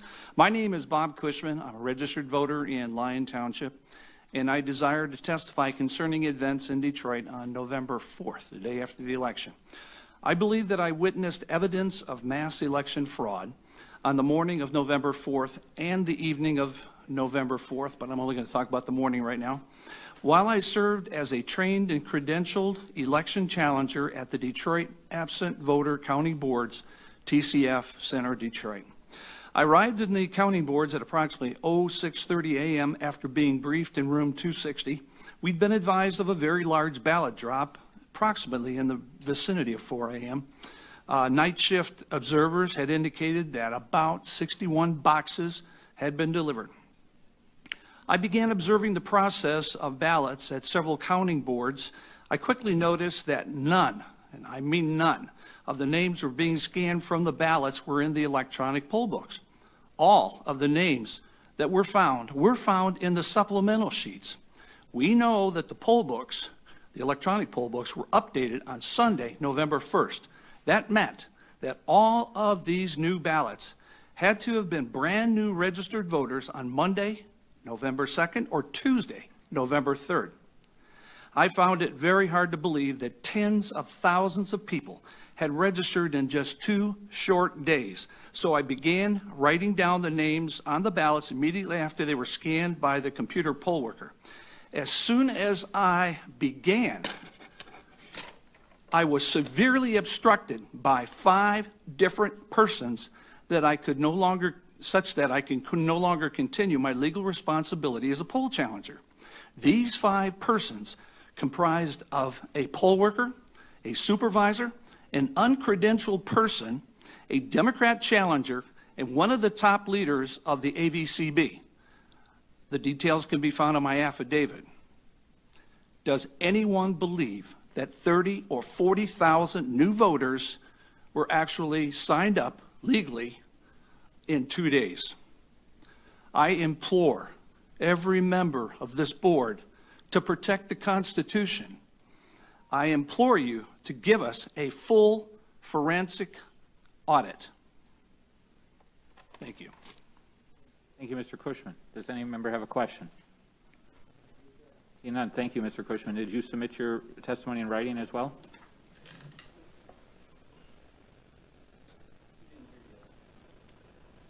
Mr. Cushman, can you give us the testimony, a copy in writing as well? Thank you very much. Next, I have card for Andrew Sito, followed by Shane Trejo, and then Linda Brandis. Andrew Sito? Thank you, Mr. Chairman. Welcome to the Senate Oversight Committee. You have 3 minutes. So my job was to be stationed at the TCF Center. I was in the middle of the room near the duplicate ballots. There's a table full of duplicate ballots. Throughout the whole night, I witnessed theft of duplicate ballots. My job was to follow them back to their tables at the counting boards, and where they would just take stashes of ballots, 4 or 5 ballots, take them to the table. I would stand there for 4 or 5 minutes. They wouldn't make any duplicates, never followed any duplicate procedures. They stashed them under their boxes, never put them in the bins. I couldn't do much about it, just write incident reports about it, which are documented. So, and then we had a new shipment announcement by Mr. Baxter at 4:30 a.m. on the microphone. He's saying, hey, we're going to have some ballots coming in. So these boxes of ballots were brought in by Mr. Baxter and his team at 4:30 a.m. from the rear of the room of the TCF Center. So approximately, I witnessed them bringing in boxes from the rear end of the room into the room. This is between 4:30 and 5. I estimate around 84 boxes placed on tables in the center of the room. Each box with approximately 600 ballots, totaling to approximately 50,000 ballots, equal to the 2 rounds before. Because we were there from 10 to 1, we did a round about 50,000, and then 1 to about 4, a second round about another 50,000, and then this last round, all you have to know is it was the same amount of ballots from the other 2 rounds. I'm not sure if they were all brought in from the back, because I think they were commingled and also brought in from other rooms. So I'm not sure how many ballots were brought in from the back and then from the other areas, but they're put in all. It was just about the same amount. So most volunteers left at 5 a.m. and the poll workers had a shift change between 5 and 6 a.m. I stayed. At 6 a.m., Mr. Baxter and the management got back on the microphone and yelled, "This is what democracy is supposed to look like," in front of everyone with the new shift. Right after that, the whole room cheered, and you can tell that there was not a balancing in the poll workers there, even at that shift. Based off my sampling, because I was 1 minute. Okay, sampling off of the dozen of the duplicate ballots from 6 to 2 p.m. 2 p.m. the next day, none of those were for Trump. The other 2 rounds, I only saw 1 for Trump. 3 other challengers told me they witnessed the same sampling. I challenged ballots, all refused. Challenging procedure never properly carried out. Never issued challenge ballots, no track or remedy, no record. I resorted to writing incident reports. Poll workers changed duplicate ballots to straight Democrat tickets. That's why you see in the tabulators 2 different tickets. I witnessed employees filling in bubbles for the Democrat straight ticket. And so at the tabulator, I also witnessed what the Dominion employee said with the re-rendering of the ballots. I saw that several times. At 2 p.m., I left the room for 5 minutes. Right after I left the room, they blocked it out, covered the windows up. I couldn't get back in for exceeded COVID capacity. I called the federal prosecutor. I called the FBI, made a report. I called the Secretary of State fraud tip line. I called the Detroit Department of Elections multiple times, and there was no answer.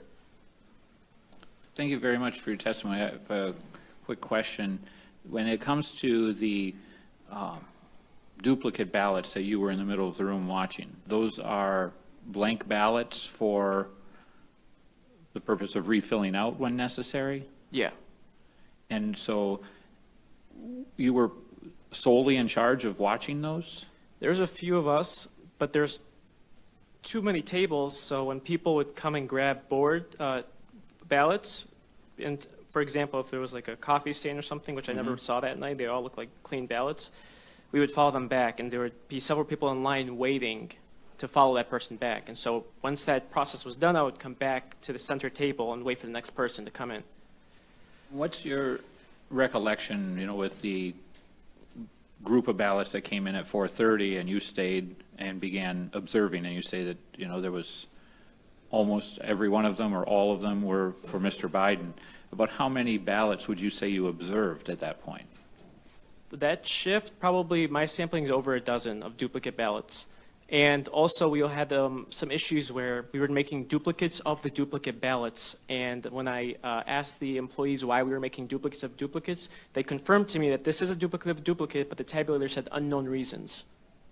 So they were throwing away their first duplicate to replace it with a second one was what was, okay, but, so, you're saying you observed several dozen ballots in that time? That one shift from the 6 a.m. to 2 p.m., I sampled about a dozen duplicate ballots, yeah. Okay. All right, thank you. Vice Chair Lucido. I appreciate you coming out, and I appreciate everybody being so patient to go through this process. At the end, your testimony has been submitted to us by way of written, or is there affidavit? Yes, affidavit is submitted. Perfect. These ballots that were brought in the middle of the night, early morning, whatever you want to call it, where did you see this go to? I'm looking at these numbers here, 84 boxes, 600 each in each box, over 50,000 ballots. Where did these ballots go? They were just processed just like any other round. So they brought in from the back, which... In sleeves, again, yeah, mail sleeves? What I mean by that, you know what I'm talking about? The yeah, banker boxes with sleeves over the banker boxes. The sleeves were removed. They opened up the lids and they placed them on about 10-foot tables. Yep. There's about 7 of them, and they placed about maybe like a dozen boxes per table, 10-foot tables. Banker boxes pulled, you know, with the width so they can place them out, and the ballots are facing towards you, and they were double stacked, filled to the top. Each bundle is about 50 ballots. So maybe like 150, 300 stacked on top, each box. Did they, after they put them on these 10-foot tables, were workers taking the ballots and then putting them into the machine? Yeah, so that's when Mr. Baxter said, this is what democracy is supposed to look like.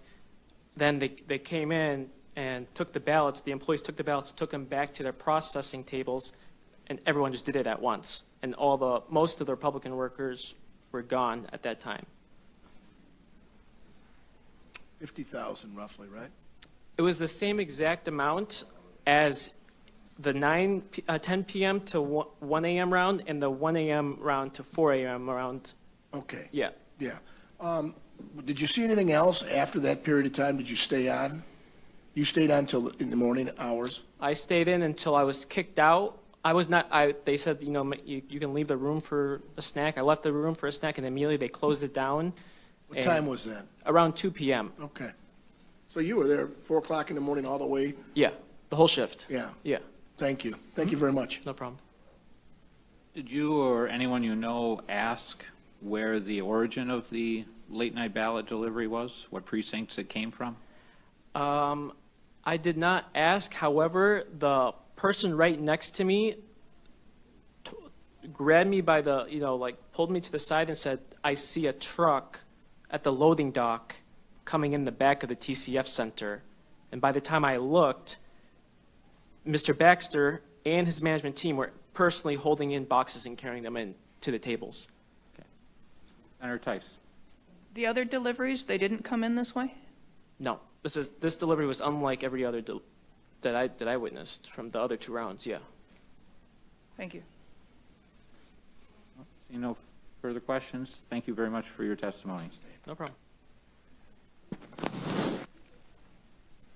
Next, I have Shane Trejo, followed by Linda Brandis, followed by Bill Carzon.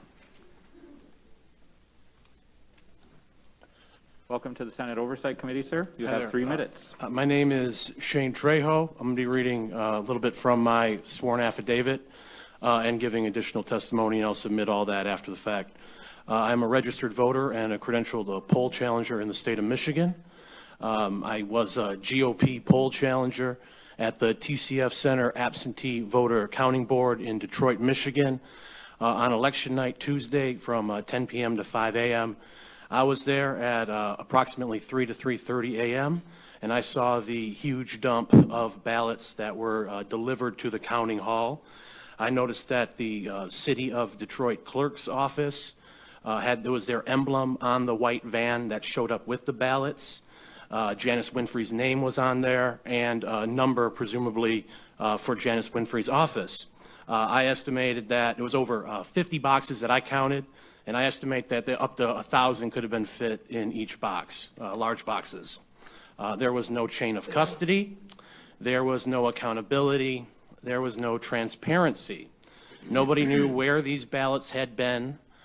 They had to be turned in at 8 p.m. They showed up at approximately 3:30 a.m. So 7.5 hours is a long time for these ballots to be kind of in limbo, not with anyone knowing where they are. There have been no answers up to this point, and whistleblowers are being intimidated. There is a campaign of terror that is being instituted by people such as Attorney General Dana Nessel to coerce public officials into certifying the vote and rubber stamping this insanity as quickly as possible. Keep in mind that you could not videotape at TCF. It was strictly prohibited, potentially a criminal act. That's why all of these sworn affidavits, there's hundreds and hundreds of them, are so important, because they are the key proof that severe impropriety took place in Detroit on election night. So all we want is a proper, thorough, independent investigation into what the hundreds of whistleblowers are coming forth and saying, with a forensic audit of all the suspicious ballots. We know what these investigations would yield, and we suspect that the interests desperately trying to obstruct the investigations, I think we know I think they know what would be found as well. So I implore you to do the right thing, and for your country, for your family, for your conscience, and stop this fraud. Thank you. Thank you, sir. Any members have a question? No, thank you very much for your time today. Next, I have Linda Brandis, followed by Bill Carzon, and then Christy Klamer. Linda, are you here or nearby? I'll take her place. Many of you have waited a long time, I know. We'll keep on going through the pile here. Linda Brandis? Okay. Bill Carzon, are you here? Mr. Carzon, I presume? Welcome to the Senate Oversight Committee. Yes, thank you very much for having me here to speak. I'm a resident of Wayne County, registered voter, poll challenger, was registered at the TCF Center. I was at the TCF Center from November 3rd, 10 p.m. till November 4th, around 5 a.m., so I was there during the observation of the ballots that came in that have been discussed many times. I was made aware of the process, obviously, with the counting board tables, so I did witness some things with ballots taken to tabulators and run. Some cases they were run multiple times. Of course, there's a zeroing out. It wasn't always obvious to see how that was done completely. I witnessed on at least one occasion where operator number 5, who basically carries the ballots over to the stations for tabulation, was handed back a ballot. Didn't fully understand at that point why that would possibly be, because those are to be returned into the secure boxes. I would say between 1 a.m. and 4 in the morning, roughly, it was very quiet. It was a very big lull in the overall center. Many people can attest to folks with heads on tables. This was on not only the polling stations or the absentee ballot stations, but also at the tabulator table areas. In fact, I witnessed some person on a tabulator screen playing a card game. I sat there with my son, who was also there as a poll challenger, and another acquaintance as we watched this. So to give you the sense, there was a big lull. Around 4 o'clock, 3:30, I think I've heard 4 o'clock, is by my estimation, there was a delivery, I would estimate, because the table in the center next to the main stage is where the ballots were brought to. Somewhere at least 60 boxes were brought in. They did have a wrap around them, which was what I expected to be standard. When that work was basically prepared for people to come up and get it, the person called up and said, come and get your extra work. They were called up by precincts, and then those groups would come in small sections and take these back and then run them to their table. So just to give you a feel for that environment and what was taking place. I was also taking the opportunity, because of the canvassing that was taking place. I was at the canvassing board meeting that Monica Palmer spoke about earlier, and I will just tell you, it was extremely hostile It was very personal. It was very aggressive with regards to the threats that were made to her personally, her family. 1 minute left. Yep. And I would just say that really didn't have any place, and nobody shut that down. It was high intimidation. And Mr. Kinlock, or his other representative on the Democratic side, made no comments to calm this down. So when the vote was taken to not certify, of course, there was a side discussion that actually had some other further developments that everybody's aware of. You know, I would just say nobody talked about the fact that they had so many out of precinct locations. When the meeting began, a pile of affidavits were set on the table. Mr. Kinlock said they were received by himself in that day. They really weren't used, reviewed, or anything, just submitted to minutes. So really no benefit in providing that. The meeting was delayed by 2 hours to start, a very strange delay. As Monica said, there was no executive summary. The numbers were rattled off regarding out of balance. I would just say it was a very hostile environment, and the main takeaway from my side is, I think you guys know, an out of balance precinct can't be recounted. That doesn't make any sense. If it's out of balance, it should be. Thank you for your testimony. Any questions? Senator McDonald. Thank you, sir. Sir, were you given any guidelines at all on how to do the work properly? Was there a chain of command of any type that you saw? Yeah, there were, I'm sorry, go ahead. No, that was I the thought you question. were talking about information we received. Yeah, was there a beforehand. chain of command? Were you given any guidelines whatsoever on how to do the work effectively? There was information that was provided. Some people could watch video sessions that were provided with some information. There was some written material that was provided. So to some extent, and I heard about the on-site location activity, that was not extended as an opportunity to us, but we did get information and training and material that could be looked at to understand the process, yes. So there was a semblance of organization? With Was it, regards it sounds to completely disorganized. Was there even a semblance of organization at all within I the thought you were referring to my or our information to be a poll challenge. Yeah, your witnessing of the poll challenge, was there any organization, even a semblance of organization? So I personally was on table number 18 mainly, Okay. and then I walked around. That table did a fairly, I think, consistent job. There were times where, you know, poll worker, the person operator 1 to operator 2 may not have confirmed a number and name on the ballot, the scan and the handoff and this kind of closed loop process. I did witness that at other tables also being missed. You know, when there was a 3-hour lull with people literally with their heads on the table, there was a lot of downtime there. And this wasn't just at the tables. This was right down the tabulator station too.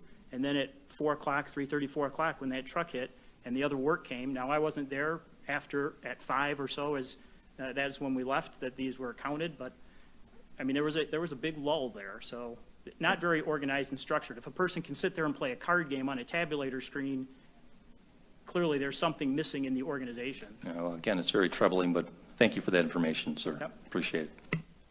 Senator Lucido. Thank you very much for being so patient. I don't want you to run so fast. I wish your gut reaction when you were there at that time of the morning and seeing these ballots coming in and not seeing any other ballots around for 2-3 hours before that, right? What was your feeling, or what was it that you made any reference to about those ballots? Well, it was my first experience to be down there and be a poll challenger. I'm more involved in this year's cycle than I had been before. So for me, it was novel. I didn't know why they would be there. I started stepping back and asking myself, why would things close at 7 and 8? And then at 4 o'clock in the morning, this proliferation of ballots would arrive. So I just had questions that just didn't seem to make sense from that perspective, but I think others maybe want to make comments as to why those were so late. Are those boxes consistent with what you've heard the testimony? You were sitting here during the testimony earlier.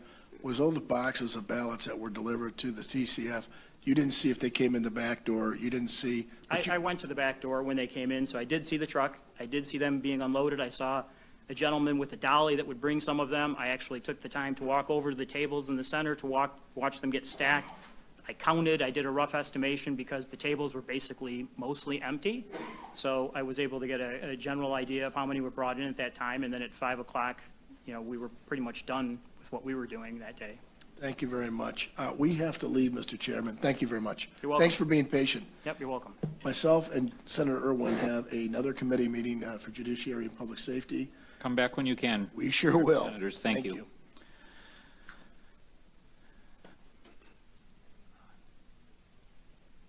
Was that just Bill Carzon that we had? Or I'm sorry, thank you.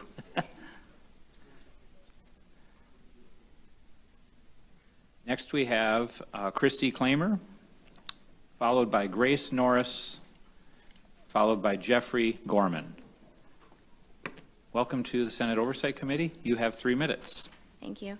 So my name is Christy Klamer. I'm a registered voter from Oakland County. I was a poll challenger at TCF on November 3rd from 7 a.m. to 10 p.m. and November 4th from 8:30 a.m. to 4:30 a.m. on November 5th. I was there for a total of 35 hours. In those 35 hours, I experienced the chain of custody being broken in many different ways. I'm going to focus on 3 of them. Around 7:30 a.m. on November 3rd, over the microphone, everyone was asked how many Republican poll workers there were by a show of hands. When announced there were 2, I looked around and couldn't see any hands going up from where I was sitting. Not having at least one Republican poll worker at the 134 tables made it impossible for ballots to be duplicated legally. Also, there were no Republican poll workers to see the ballots being secured at the end of the process as well. Almost all the poll workers were told that they could go home at 11:30, this is on November 4th, p.m., even though none of the ballots were secured until hours after that. Tables with ballots were left unattended and not secure. And even at the end of the night, when they were pretty much wrapping up, just started going through every single one of them, and there was 8 that were locked, but they were not locked. We made sure they were locked. I think it was unintentional, but concerning. Also, I witnessed 46 ballots get put in manually, meaning they were not in the electronic system and they were not in the paper poll books. I recorded each name and ballot number along with how they had the birth date of 1/1/1900. I witnessed majority of these ballots being entered between 9 p.m. and 11 p.m. on November 4th. I was unable to challenge a ballot due to the consistent intimidation, harassment, and verbal attacks throughout the day.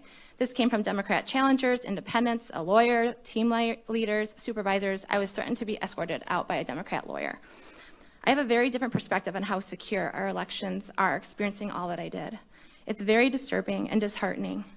As you've heard today, there is much credible evidence that the chain of custody was broken time and time again, which created an election with no integrity.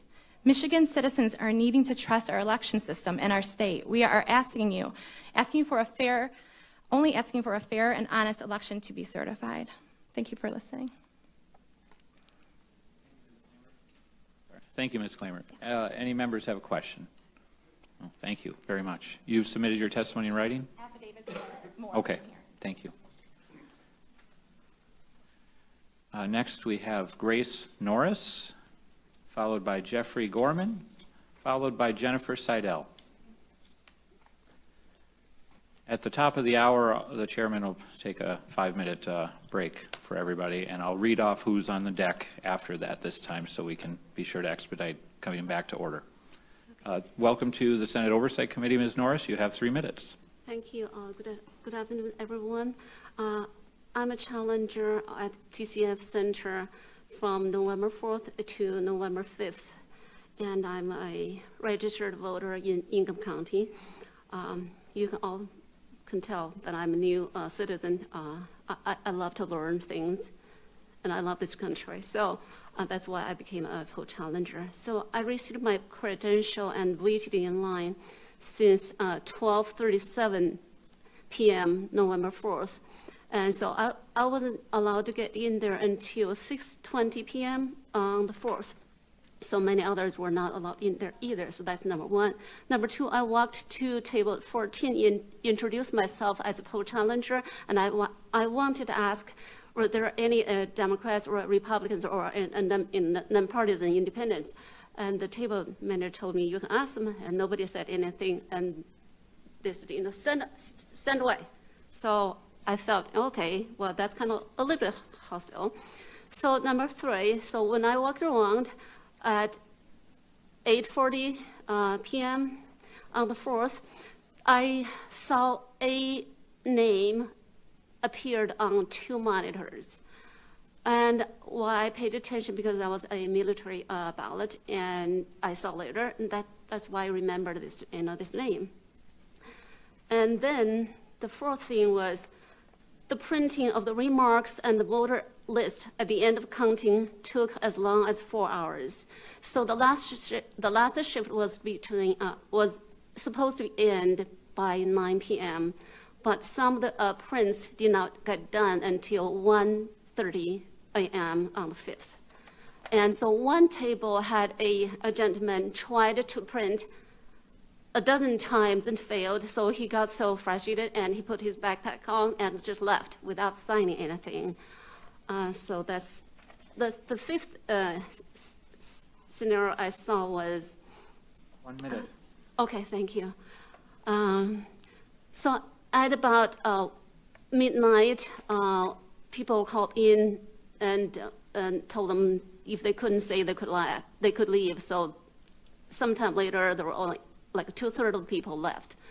So the other thing I counted as, how many workers at each table left at that time. So I have the details, but I don't mention it here. So 7th, so one of the male Democrat poll challengers kept talking about, Joe Biden and Donald Trump. We were not supposed to talk politics. And 8th, some of the limit strip on the ballot cases were not put on, and some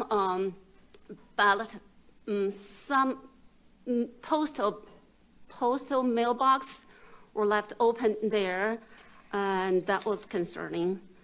So then I tried to, the last thing was, I was writing down the SEO number, and then 2 Democrats stood, blocked my view, and a supervisor came over, grabbed my credential, and took photo and just left. So that's how I was treated. I hope that we had that process, so people can trust the system, and I came here for freedom and for liberty, but this was so disappointing, and I hope that our legislators would do something, make better policy to fix up the loopholes. Thank you very much. Thank you so much for your time today and your testimony. Any questions? Just very Senator quickly. Tice. Grace, it's amazing to see you. Thank you for all that you've done. She has worked her tail off for American integrity and elections. So I just wanted to say thank you. I know personally your efforts, and I very much appreciate it. Thank you very much. Thank you. Thank you. I love this country. I hope all of us love this country. Okay, we'll have time for one more, and then, like I said, the chair will take a break. So right now, we're looking for Jeffrey Gorman. Please come forward. And then on deck for after our break will be Jennifer Seidel, Jasmine Early, and Artisha Bomer.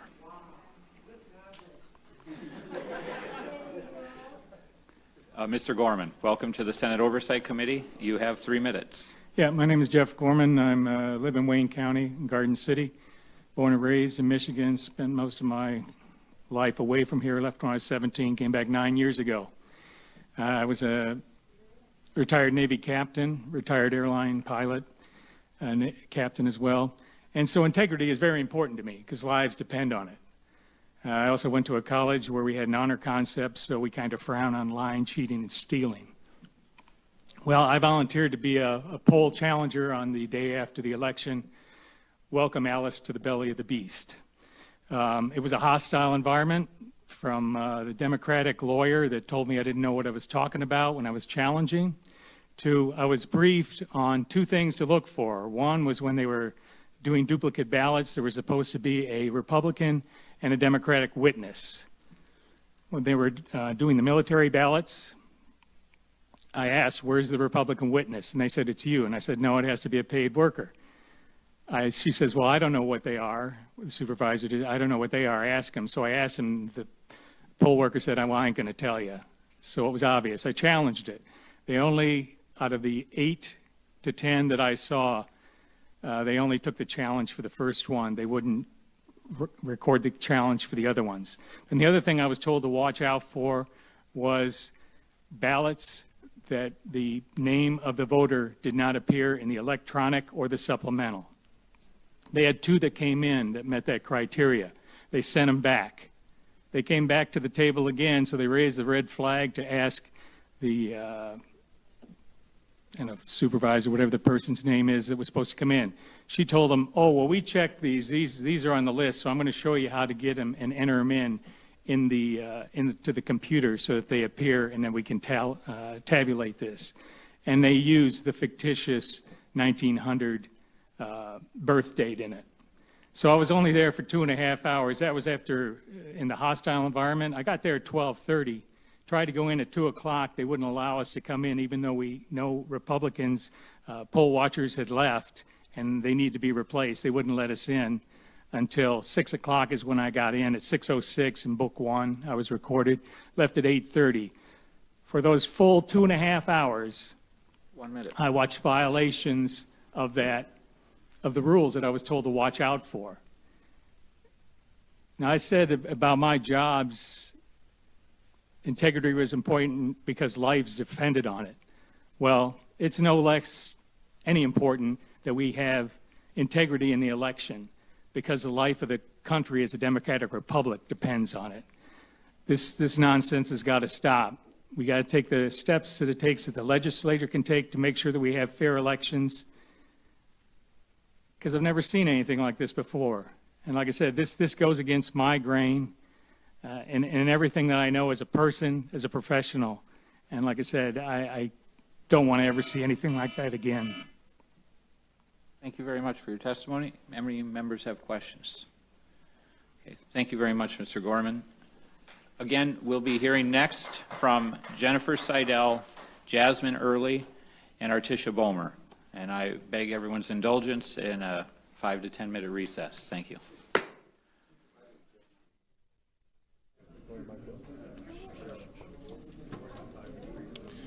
All right, that wraps up session 2 here in Lansing, Michigan. About a 5 to 10 minute break before they resume some testimony. We want to thank our partner of the day, which is a great guy, great company, Mike Lindell over at MyPillow.com. We know that getting a restful night's sleep right now is crucial to waking up on the right side of the bed.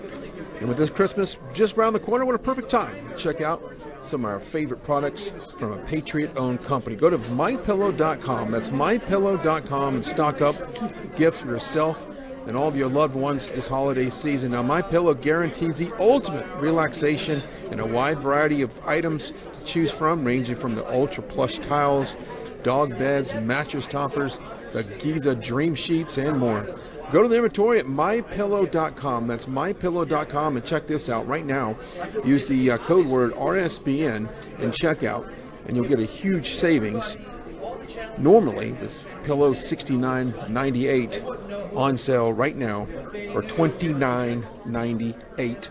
And a portion of that goes to right here at Right Side Broadcasting. So don't forget to use the code word RSBN at checkout and get up to 66% off. That is MyPillows.com. Looking at the crowd here, still very active in here. I'd say we've got about 45 to sometimes 50 people in here, depending on witnesses coming in here. We just wrapped up round 2 of the Senate hearings. And Lilith, what is your takeaway? Because it seems like the emotions are getting higher. They know that the more evidence that is announced here, it seems like the angrier people get. It's a little bit vicious. I mentioned this during our previous break that we see the corruption from the panel here, the Democrats that we have on this panel. So when you see the corruption in the local level, you then look at the bigger picture of what the corruption looks like on a larger scale of what President Trump is dealing with.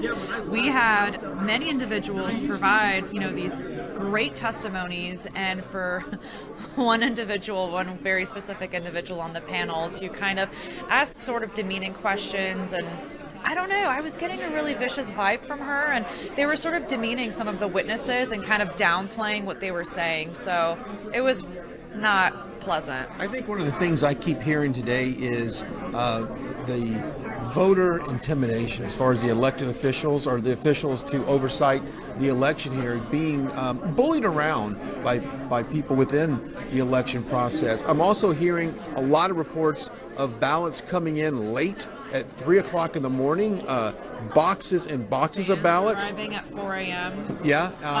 Unmarked vehicles. And I put this on my Twitter page. It almost sounds like something from a movie. We've got vans pulling up in the middle of the night, unloading cases of ballots. One witness said up to 1,000 bucks per case, and there's 50 cases. So if you do the math on this election, you kind of look at what's the area of this discretionary area of the amount of ballots that separates the two candidates. it might have well come in the middle of the night. That this victory for Donald Trump in the state of Michigan might have come at about 3:40 in the morning, and this is just one of many, just one of many that we've heard here. Now, coming up, I will preview this. We have a very, so far she's been very charismatic in her need to testify in front of this Senate hearing here. She's up next. I think she's going to be a walking soundbite. She said, "You will not silence my black voice." Yes, and I'm looking Darn at her right. right now, and I know that she's going to bring a lot of intensity and a lot of passion to what she's seen over this election cycle. And this is far from over. And we spend our time on social media in the breaks here, and while the Senate hearing's going on, we see the messages that's being put out by the mainstream media, and it is quite the opposite that we're hearing inside here. It's really amazing how much disinformation is out there. It's really different when you're in the room witnessing it. I don't know how to explain it, but it's different when you read about it online, when you see videos, but when you're actually hearing it yourself, it's a different experience. And some things that I want to mention, over 6,000 votes were taken from homes that were either vacant or burnt, okay? This is just in one state we're talking about. Military ballots, all of the birth dates said January 1st, 1900, and you were not even allowed to question that. And when you were, they threatened and intimidated you. Again, military ballots were coming in. Only just one of our witnesses counted just 12 of those ballots that were coming in with birth dates January 1st, 1900. Mm-hmm. And also get back to the Dominion voting system, the amount of the wires and fraudulent, opportunities for something to happen in that regard. We've seen that, Philip. We've seen the talk on the tech side of things, how there weren't anybody on site that was trained to oversight of these machines. There wasn't anybody on site that could administer to make sure things were operating okay. It was just kind of willy-nilly. We did hear from an IT professional. She was here today. She was explaining a little bit about her situation, the folks she encountered, apparently owners of Dominion, giving instructions on how to run the tabulation machines for the ballots, recounting ballots many times over and over. And that's just the tip of the iceberg, I'm sure, as far as these claims go. I mean, I'm sure there's more all across the entire country. This is one specific spot in Michigan where we're seeing this fraud come out. And now, who's to say that this fraud didn't happen all over, in Pennsylvania, in Georgia, in Arizona, in Nevada? And for years, you look at some of these races, you look at some of these politicians that are in the office, and you go, wow, how did they ever get elected? Well, we think we might know how they got elected. Hey, we do want to thank you, the viewer. If it wasn't for you, we're out here in this different phase of our country. Of course, you know us for the rallies, and we do a great job at that. And now we're more into information gathering and covering some of these Senate hearings. So please go to our website, rsbnetwork.com/donate. rsbnetwork.com/donate, because it's more imperative now that we get as many donations and funds as possible, because it takes a lot of resources to get us around this country. And I like to say it all the time, what we're doing is absolutely 100% unprecedented. We're a grassroots media company.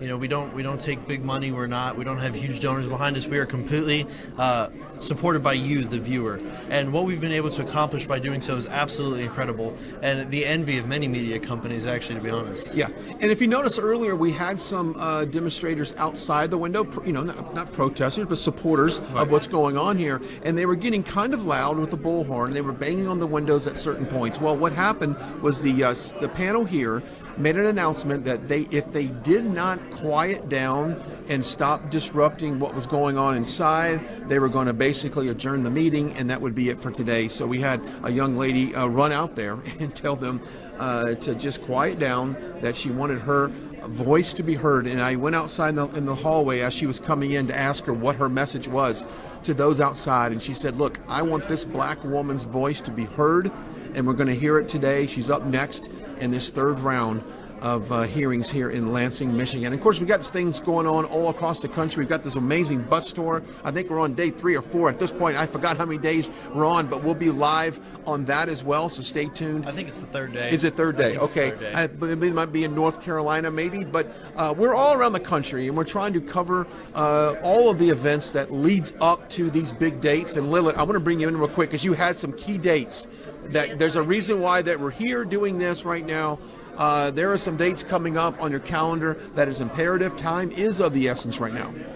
Whoops, sorry, I'm trying to pull that up. Well, that's So fine. the I days caught you off guard on that. Yeah, But we got the Electoral College on December 14th. But prior to that, I think on the 8th is an important date as far as the certification for any type of protest, I think, or any kind of dispute on this. I threw you a curveball on this. That's what happens on live television. Keep talking, I'll find it. Which, by the way, we appreciate everyone watching us right now.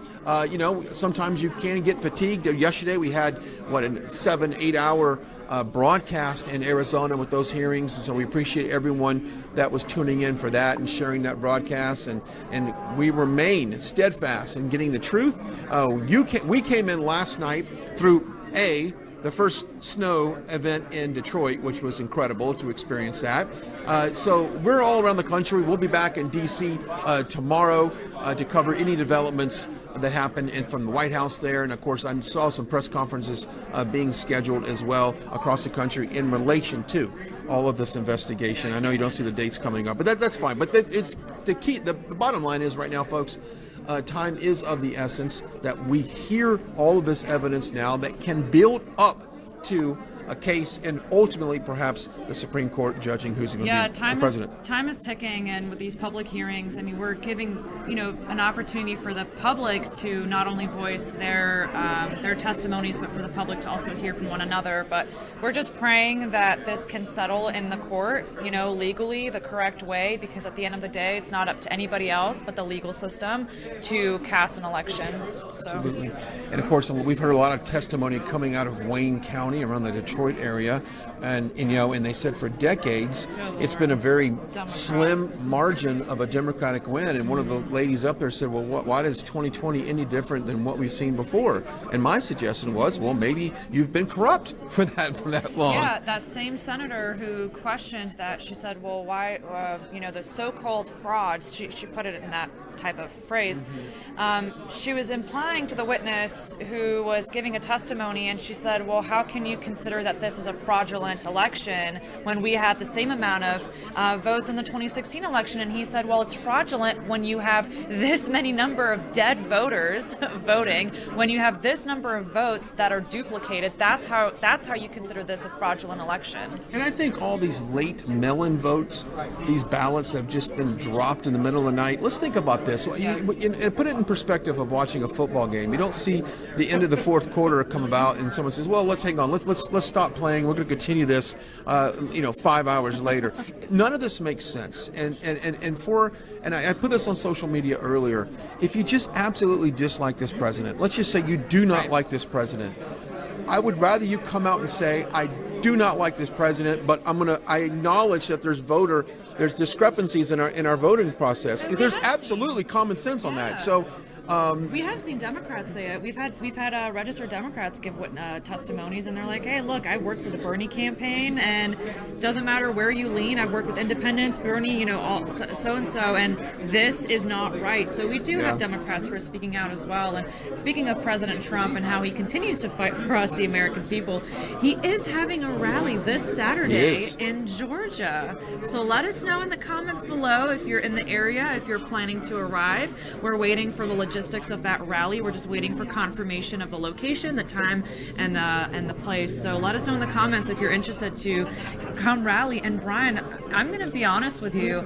I think the numbers for these rallies are going to be exponentially bigger. Absolutely. And of course, Much a lot larger. is at stake right now in the state of Georgia, not only in the Senate, but now ultimately in the presidential race. So I would imagine that people will turn out.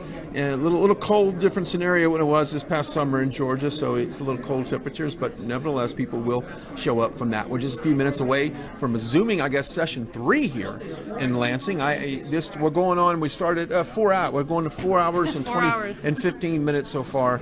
But that is about par of what you see. There's a lot of evidence. I'd probably say we've seen maybe 30 to 35 witnesses so far, with another maybe 15 witnesses to go. People that have volunteered for the first time to Oversight to be an election official. We've got people who's been doing it a long time. We've been hearing things come out, procedures that were broken, norms that were not followed. And so all of this builds up to the case of what exactly happened here in the state of Michigan in terms of the election day. And we've said this before, whether or not you're for Joe Biden or Donald Trump, we want a fair election. And it seems like by hearing a lot of the evidence today, and it's sworn affidavit, these people have signed sworn affidavits on this. It's just not chat on the street, right? That we are not seeing that in this country right now, especially here in the state of Michigan. I think Americans will grow to become more involved in the election process, whether it's a general election, a local election, a presidential election. I think more and more Americans will volunteer to work as a poll watcher to make sure that even locally that we're having a fair election, because, you know, just hearing these things, you realize so much corruption can take place. It doesn't just wait for it to happen, you know, at these larger scale elections. It all starts locally. Or when people say, well, how did Governor Newsom or how did Governor Cuomo even become governor? Who voted him in? Well, locally, he ran for city council. Y'all voted for him. He ran for, you know, it just like it's step up, step up, step up. Next thing you know, this corruption is just building up on top of each other. No, and I've said that before. If you don't like what you're seeing in your hometown, I mean, I live in Texas. I live in Collin County, just north of Dallas. If I don't like what's going on in my community, I'm going to sign up and try to make a difference, whether or not on your school board, your city council. So I think it's everyone's duty right now. If you don't like what you see in politics, then take a stand for it. Don't complain about it. Do something about it, because the time is definitely now to do that. I want to bring in Philip here. Your observations, your predictions on we're going into session 3 here. You've heard some testimony, you've heard the emotion, you've heard the passion a lot of these people have at some point bursting out in applause for what they're hearing today. Like I said, very contentious. Both sides are very fired up. You can definitely tell that there's some activist legislators who are sitting on this Oversight committee, and I just see right now they're actually taking their seats on the bench up there, making their way back in the building. Their way back in. So we'll see. I mean, and it's probably here any and minute it's interesting. And we've had a couple people leave, and I thought to myself, what is more important right now than talking about this election? Is it what could possibly be going on in Michigan that would trump what we're talking about today? No pun intended, but it's definitely been an interesting day so far. We appreciate you tuning in with this. Share this broadcast. We get lots of comments on this. I try to respond as much. If you want to follow me on Twitter, it's Brian Glenn TV, BrianGlenn TV. That's on Twitter, Instagram, YouTube, Facebook, the whole bit. And Philip, you got. And you can go ahead and find me at Philip Torino, and it's Philip with one L, PHILIP. TIRINO across all platforms, Parlay, YouTube, Twitter, and Instagram. Sorry, there's so many of them. It's hard to remember them all. But yeah, you can go ahead and find us there. But most importantly, find us on also on Right Side. Our social media is at RSB Network. You can follow us on Parlay, follow us on Twitter, follow us on Instagram, and find us on YouTube at Right Side Broadcasting Network. Your support is so important to us so that we can continue to mobilize across the country, bring you live event coverage, and continue to gather information as we kind of pivot how we're operating here essentially on a daily basis. I mean, the rallies are definitely in our wheelhouse, but gathering news and doing events like this as well is what we're doing. I'm getting moments away from starting session 3. We'll see everyone's getting in place here, mask on, because it is mandate here in Michigan, and we will resume that here shortly. All right, turn it over to these guys on the floor. Thanks for watching. We'll step back in when they take another break, or perhaps this might be the last round of testimony. Now, we'll say this. There we go. Let's continue.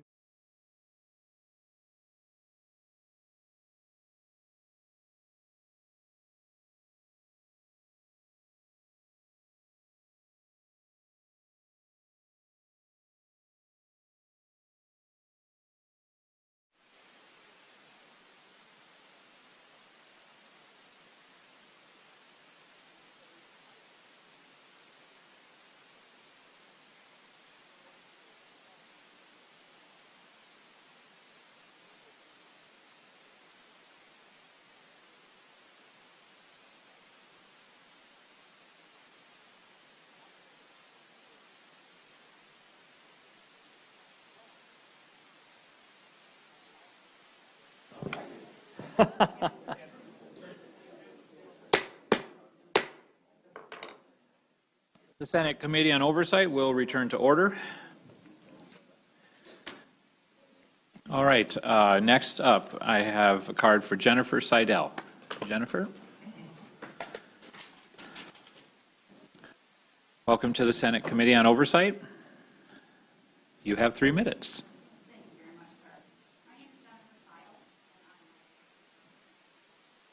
I have provided you my affidavit, and I have provided this under oath. I have a lot to go over, but I only have 3 minutes, so I'm going to be kind and try and get through it quickly, but here goes. I was actually a poll challenger for the GOP party, and I was there on Tuesday the 3rd and Wednesday the 4th. I was there on the Tuesday the 3rd from about 6:45 a.m. until about 11:30 p.m. And then I came back the next day, and I was there from about 11 a.m. until probably midnight. So I have a good overview of things that happened. I was one of the lucky ones who did not get kicked out of the room because I kept my mouth shut, as I was instructed to do. So there's a vast difference between the 2 days. The first day, on Tuesday, things were, moving along. There were a lot of duplicated ballots. I was told by an election official that an entire area, about 5,000 ballots were mailed out, and they mailed out the incorrect ones, so they had to go back and duplicate all of those ballots. It was hard to get proper oversight over this. We were told to stand 6 feet away, and we were permitted on times to take a step forward. So that's 5 feet away if you have long legs like me. And about 15 seconds we could look in. So realistically, we couldn't really see much. So at one table, I saw a single ballot duplicated 4 times. I was told by the table lead that the first duplicate was because of the wrong precinct. The second was user error. The third was the wrong precinct again. I managed to see the notes in the QVF and that the incorrect ballots were listed, but the duplicate ballots were in numerical order, which I thought was weird by precinct. I estimate that I probably saw 3,000 to 4,000 duplications the first day. And the next day, it was chaotic. A poll worker, let me first say that I was assigned to and gladly took the lead of watching the military ballots. It was limited to me and one other GOP person that could stand there and monitor the table of about 17, 25, I don't know, boxes of ballots. Military ballots were unfolded and were different, and I was not permitted within 6 feet of those ballots. However, there was one lady from the NAACP and another one from the ACLU that were up wandering about, looking in the boxes with an election official, which I thought was rather odd. I saw person after person getting kicked out of the room, and it was almost like, here's a shiny object in the room over here, look at this commotion while we do this over here. And I witnessed that on several occasions. I'd also like to say that at one point I heard reports, there's 134 Republicans in the room, we can't let more in, you have enough people. But they didn't, if I may, they didn't let us know that we were to sign out. And all the people that got kicked out were not getting signed out. I witnessed probably about 30 people getting kicked out for not really doing much. Maybe they tried to challenge and weren't allowed. I saw that, and then people left for lunch because we were told that we could leave for lunch, and they weren't allowed back in the room without even being notified that they had to sign out. So them saying that there were a lot of Republicans in the room is categorically false. I counted 7 people that were helping me with the military ballots. Thank you. Thank you. And you have submitted written testimony for... Yes, sir. Thank you. This morning, yes. Any questions, members? Senator Tice. Sorry, when you say 7 people helping you with the military ballots, that's not 7 people total in the room, that's 7 people who were helping you right there? How many total do you think there might have been? I saw probably a dozen. And we were trying to make sure that each stack of military ballots and their duplicate ballots were going back to the table and being followed. Those people weren't even allowed to get an elbow in, and I say that jokingly, of course, weren't even allowed to see because there were swarms of people around the table from different parties that were allowed in. And I also want to say one quick thing. Earlier, a gentleman talked about the password, the password to the QVF in the system. There was the piece of paper with the login and the password were taped to each table. And it was admin and this password taped to each table. So God and everyone could get that password. I just want to say, sorry, God.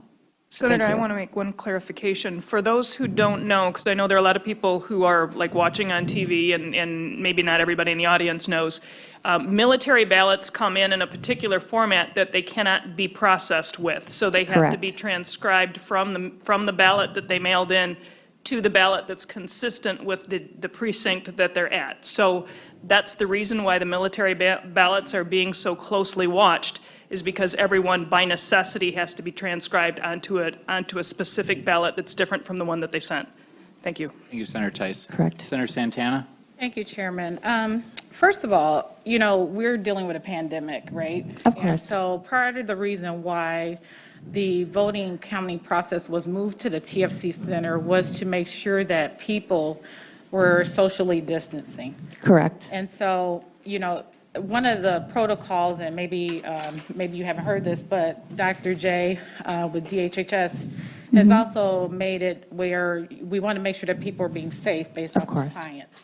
So having people maneuvering in and out of the room where ballots are being counted, do you think that it would be a good practice to make sure that you sign out if you're going to lunch? I mean, it's just like if you were going to a job every day. Where you work hourly work, you would check out for lunch, correct? Correct. Okay, so do you think that process makes sense?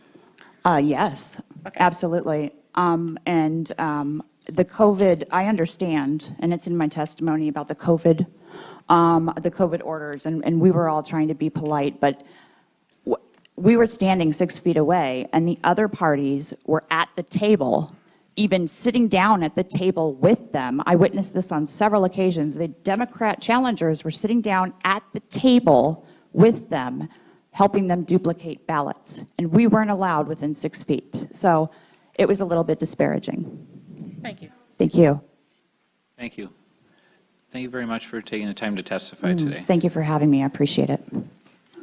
Next up, I have Jasmine Early, and followed then by Artisha Bulmer, and then Charles Richard. Ms. Early, welcome to the Senate Oversight Committee. You have 3 minutes. Thank you. I'm going to start with an Hispanic from South America with a bad grandmother and a Hispanic Indian native mom. I believe in one race, the human race. With that said, I can tell you that I'm not a racist, an illegal immigrant who is speaking here because I took my pledge to become an American citizen very seriously. I was a Republican certified poll challenger at the TCF Center from November 4th to November 5th. I was one of the victims of harassment, discrimination, and intimidation by election workers while I was fulfilling my duty as a challenger. What the witness has shared are no conspiracy theories. Several times, election workers tried to remove me from the room with the false accusations that I was impeding their process. They were the ones who blocked me from seeing the ballots, and when allowed, workers would complain. An election worker was brought up to harass me with the base of being too close. However, among themselves, they didn't social distance. I explained to him that I was only following the chairperson's direction in and out.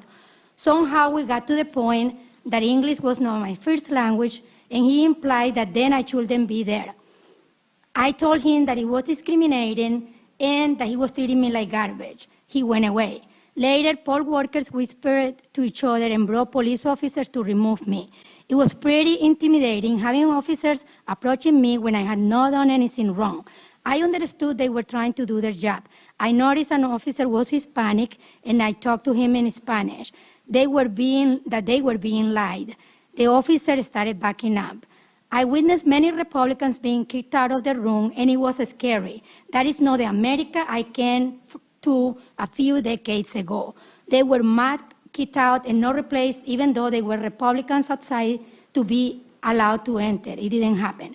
Since I was not able to see the poll books and didn't have anything to compare with, I was legally advised to challenge every ballot.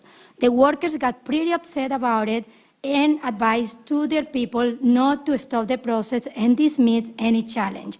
I had pages of notes of ballots. Here I had an affidavit where I can prove you that I didn't see, we couldn't do anything. There were people entered with a 11900, and I took the time to check those people. They didn't allow me to challenge it. The names of the people are here. While the Democrats are dismissing the findings from challengers, if those people were alive and registered to vote, why they were manually entered? Why weren't the ballot boxes properly sealed by the workers? Several of them were unattended, and I had a list of those tables. Me and another challenger questioned why those boxes were unsealed. The election director proceeded to seal them. As an American citizen and on behalf of the people of Michigan, I'm here to demand that you remember you took an oath to defend the country from enemy, domestic and foreign. Remember, it is your moral, ethical, and lawful duty today to seek for an investigation on the chain of custody. Demand election integrity. Demand a detailed forensic audit. You can go into history as the heroes for doing something right for this country and bringing to light what is hidden, or as cowards who didn't have the courage to protect the election integrity. You will be remembered as those who took a courageous and political incorrect stand, or as dishonest people who side with the fraud. It is your choice. Thank you. Thank you. Any questions? Senator McDonald has a question. Just want to say hi to Jasmine. Jasmine is a constituent of mine. How are you? I'm good. I don't have a question. I just want to say I'm sorry. And I'm sorry that every one of you had to go through this experience. I think it's reprehensible, and I think it's unforgivable. So thank you. It was hate toward us. That is how I described it, described being there. I didn't come to a country that I will be mistreated in that way. I love this country. I will stand and fight for it, but nobody, doesn't really matter. I didn't grow up seeing people by skin colors. No matter who you are, no matter where you came from, you should seek for integrity, because outside the country we see America as an honest people, filled with honest people with integrity. I want that to be preserved, and that is why we are here. Thank you. Thank you, Senator McDonald. Any questions? Thank you. Thank you very much for your time today. Thank you for your testimony. I will give you a copy of the affidavit that was given to the lawyers. Please. Thank you. Next, we have Artisha Bomer. Oh, my apologies, ma'am. Thank you. Senator. And then after Artisha, we have Charles Richard, and after him, Evan Schock. Welcome to the Senate Oversight Committee. You have 3 minutes. Thank you, committee. I am so happy to be here. Let me put my hat back on because this is my prize right here. This is the winner who won the election before it was cheated, before it was fraudulently cheated. It was cold and calculated fraud. And as a sidebar for Senator Santana, if Black Lives Matter, why did you skip me? Well, anyway, let me get on. Senator McBroom, sir, when I first saw your name, 2 things instantly came to my mind. One, will you sweep my testimony under the rug like the other people have done, such as Dana Nessel, who's in the fraud, check, Governor Whitmer, fraud, check, and all of the above, check. Or will you sweep me off my feet by taking my testimony as facts rather than fiction? My name is Artisha Bomer. I am an adult citizen, resident, state of Michigan, also a registered voter. I was trained and credentialed to be a poll challenger for the November 2020 general election. I witnessed many election irregularities and violations of Michigan election law, and I hope that my statement is taken seriously. I am sharing this information under the penalty of perjury that if I testify, I can be locked up if I'm telling a lie, which I am not. On November the 3rd, 2020, between 9:30 and 10 p.m., I reported to TCF Center. I was assigned to 2 separate tables, absentee voting county board, 123 and 120. I immediately noticed things were not normal. Election workers were allowed to wear Biden t-shirts, blue face masks, the ones I recognized on Gretchen Whitmer's face in some of her interviews on Charlie Langston's show. I also saw poll workers wearing Black Lives Matter face masks, which is a political movement. Joe Biden is moving to defund the police. Thank you very much. I am not passing judgment on this because I am a proud black woman from the city of Detroit. Welcome, my sister from the D.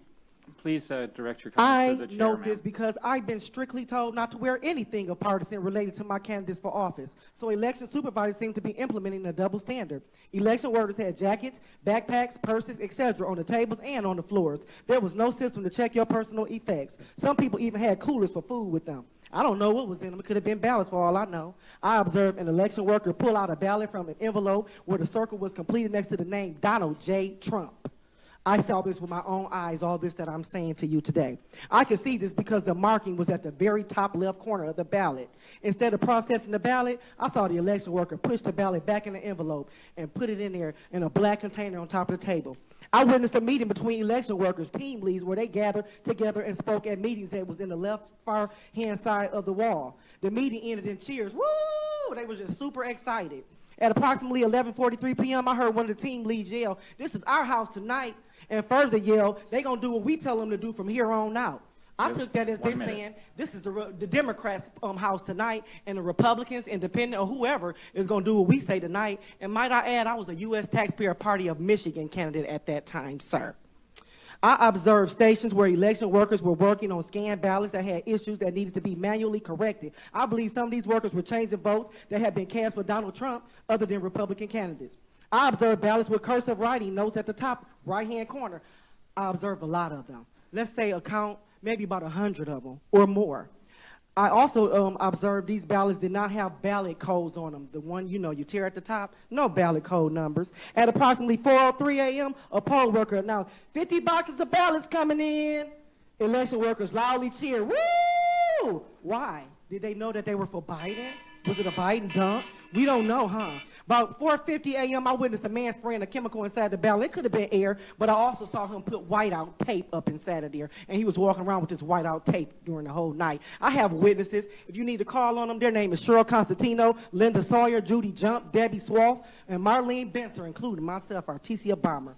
I can't get all into this because I probably got a few more seconds, but let me tell you, it was voter fraud at its finest, pure and calculated fraud. And I wouldn't be surprised if people up here was involved. But this young man right here, Senator McDaniel, Donald, I got to give you kudos. I see you're interested in this. And Senator Thies, I have to give you kudos because I see you're really paying attention. I wish Senator Lucido was here because I say he's paying attention. And now I think you will pay attention. And I plead the blood of Jesus over this fraud. And that everybody that was part of it and know about it will be convicted in their soul and their spirit. They won't sleep, they won't eat until they come right. Thank you, Jesus. Amen. Thank you.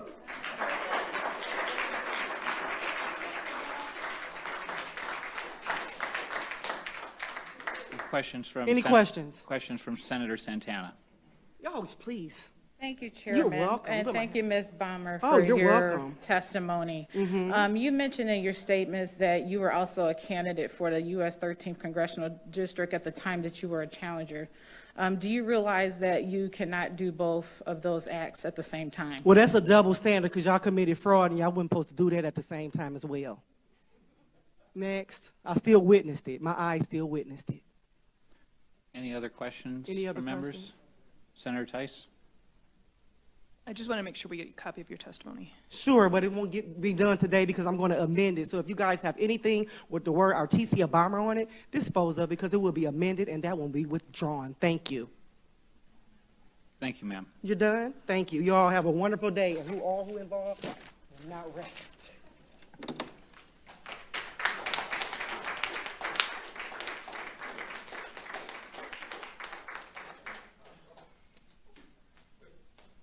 Next, we have Charles Richard. It's actually Charles Richard. Oh, my apologies, Okay, sir. no, that's quite all right. After Mr. Richard, I have Evan Schock, followed by Adam DeAngeli. Ready? Sir, all yes, right. you have 3 minutes. First of all, Thank you. for having me. I'm not your normal person in terms of protester or otherwise. I'm a former vice president of quality in aerospace. And when I hear numbers bannered around, I got to tell you, if I accepted those numbers as even though they're improvement on aerospace, on aircraft, you would be dying. The planes would be dropping out of the sky. It's deplorable to hear things like what the numbers were in 2016 and what they are in 2020. So when I hear this, so I'm going to go into my speech, I'm sorry, but it really does, I just can't believe that we talk about, well, it's okay, it's acceptable. So anyways, let me go on. My name is Charles Richard, and I'm the chairman of the Oceana County Board of Canvassers, and I'm one of the plaintiffs in the suit with Sidney Powell.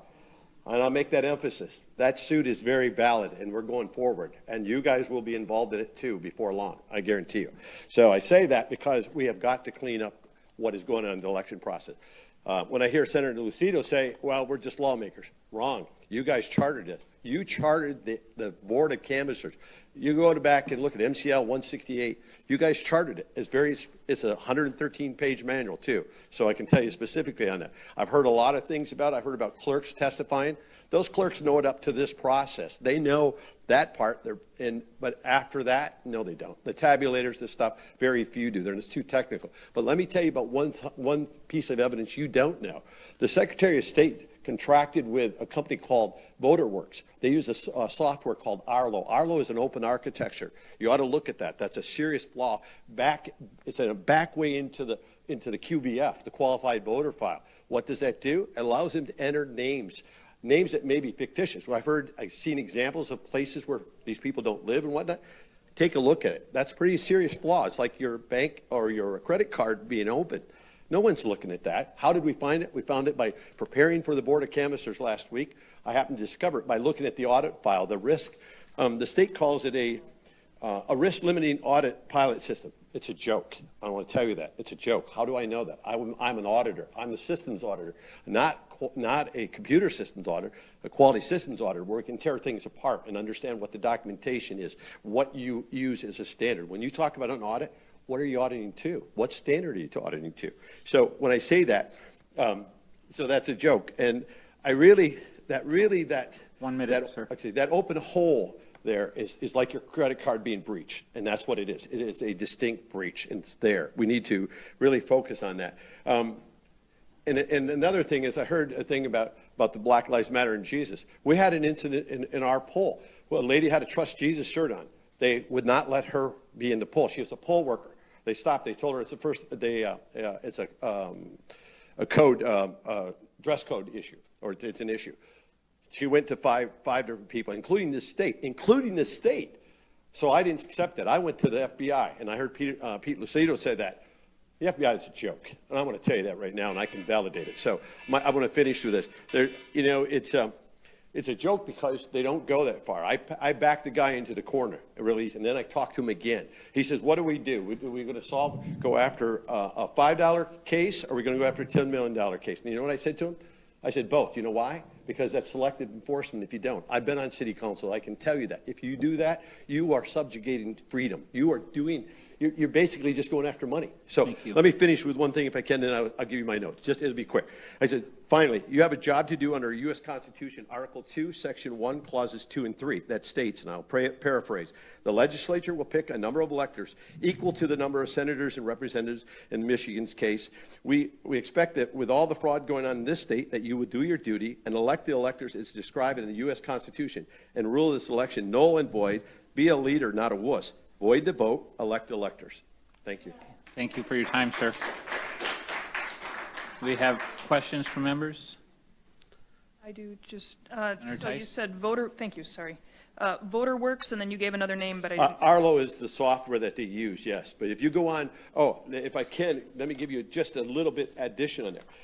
On their website, and I didn't tell you this because we're out of time, it's an item 3, it states, add voter information for voter request. They're given a procedure, okay, just so you know that. So it states, add voter information for voters requesting ballots. This can be done manually and does not require a voter registration system integration. In other words, it can bypass the verification steps.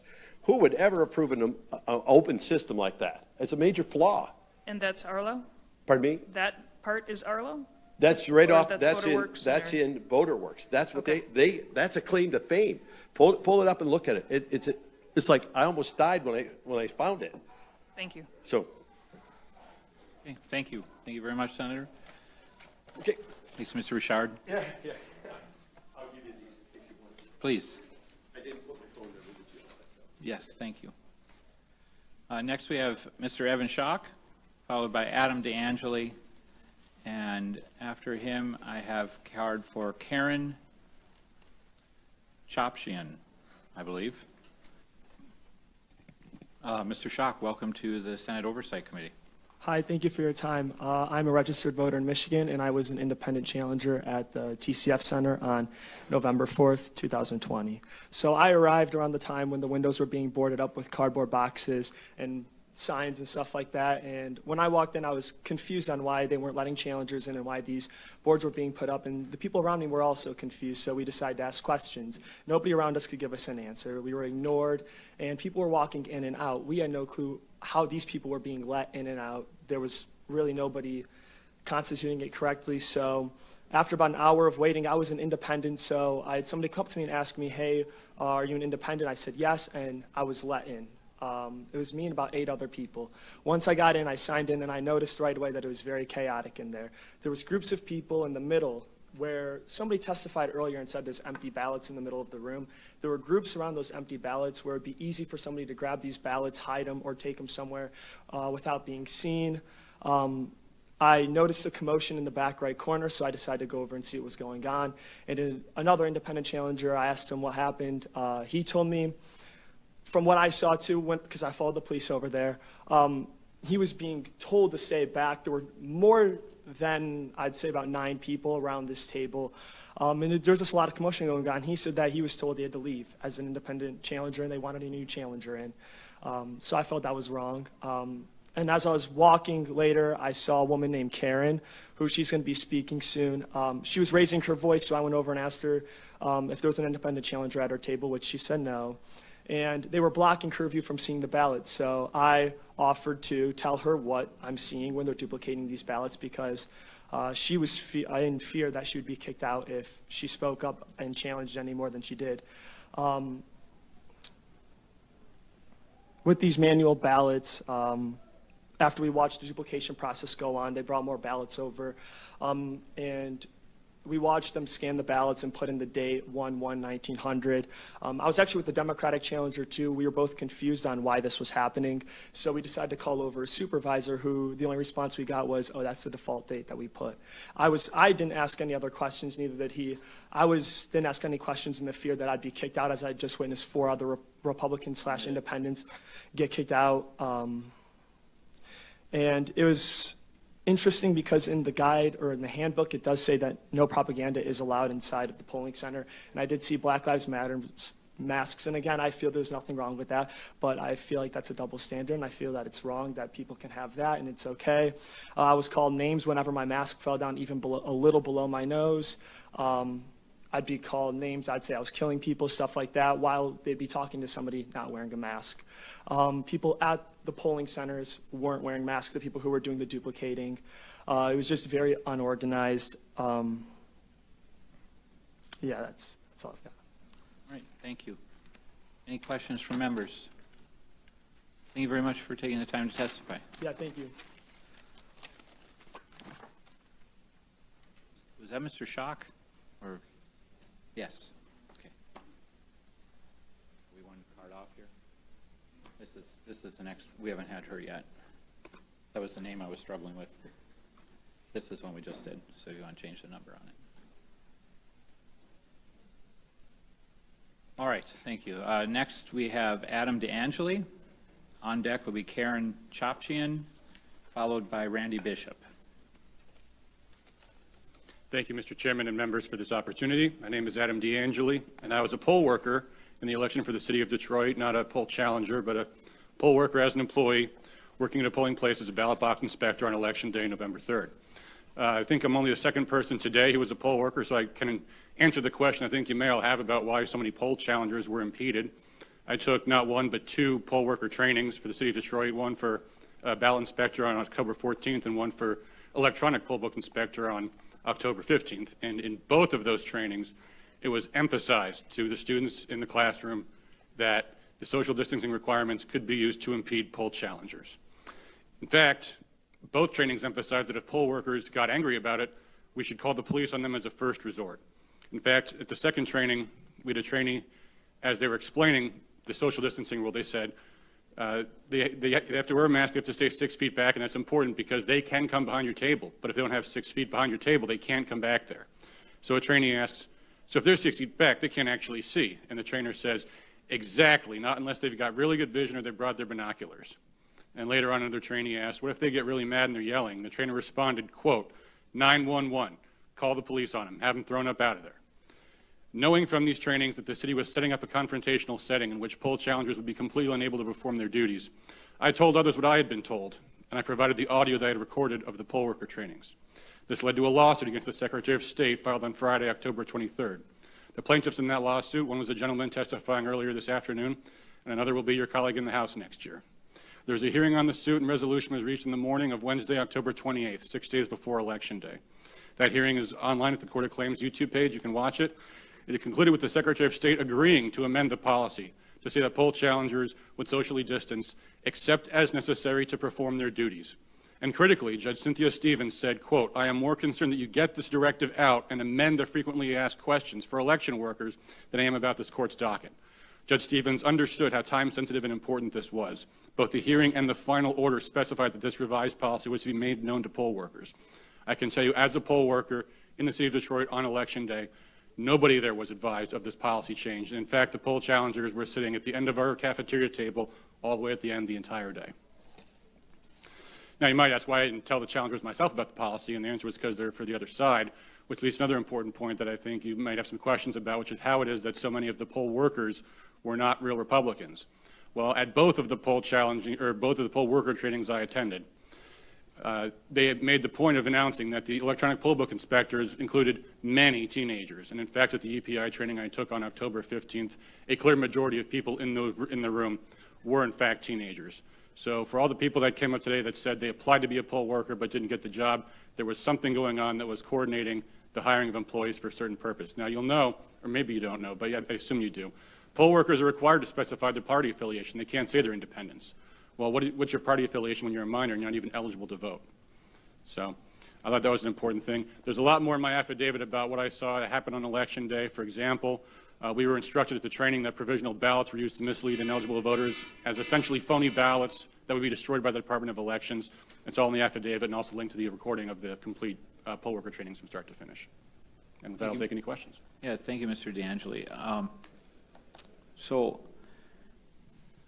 they told you, you're saying at the training, that they specifically stated that it was intentional to make it difficult for challengers?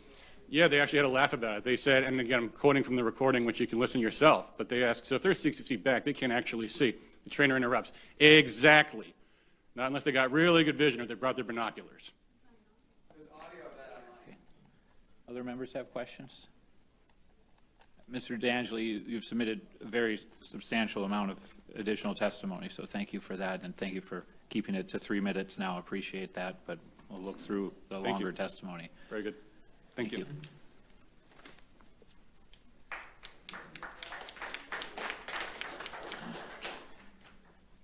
Next, I have Karen Chopchian, followed by Randy Bishop, and then Lenore Kurek. I'm sorry if I've mispronounced your name. It's Chopchian. It's fine. How do you say it? Karen Chopchian. Chochin? Chopchian. Okay, Yes. thank you. You have 3 minutes. Is that going to destroy my seconds? No, no. Thank That's you. Starting now. Okay, first off, I'd like to say my affidavit was sent to Washington and stamped, and by a lawyer that worked for Senator John Kennedy.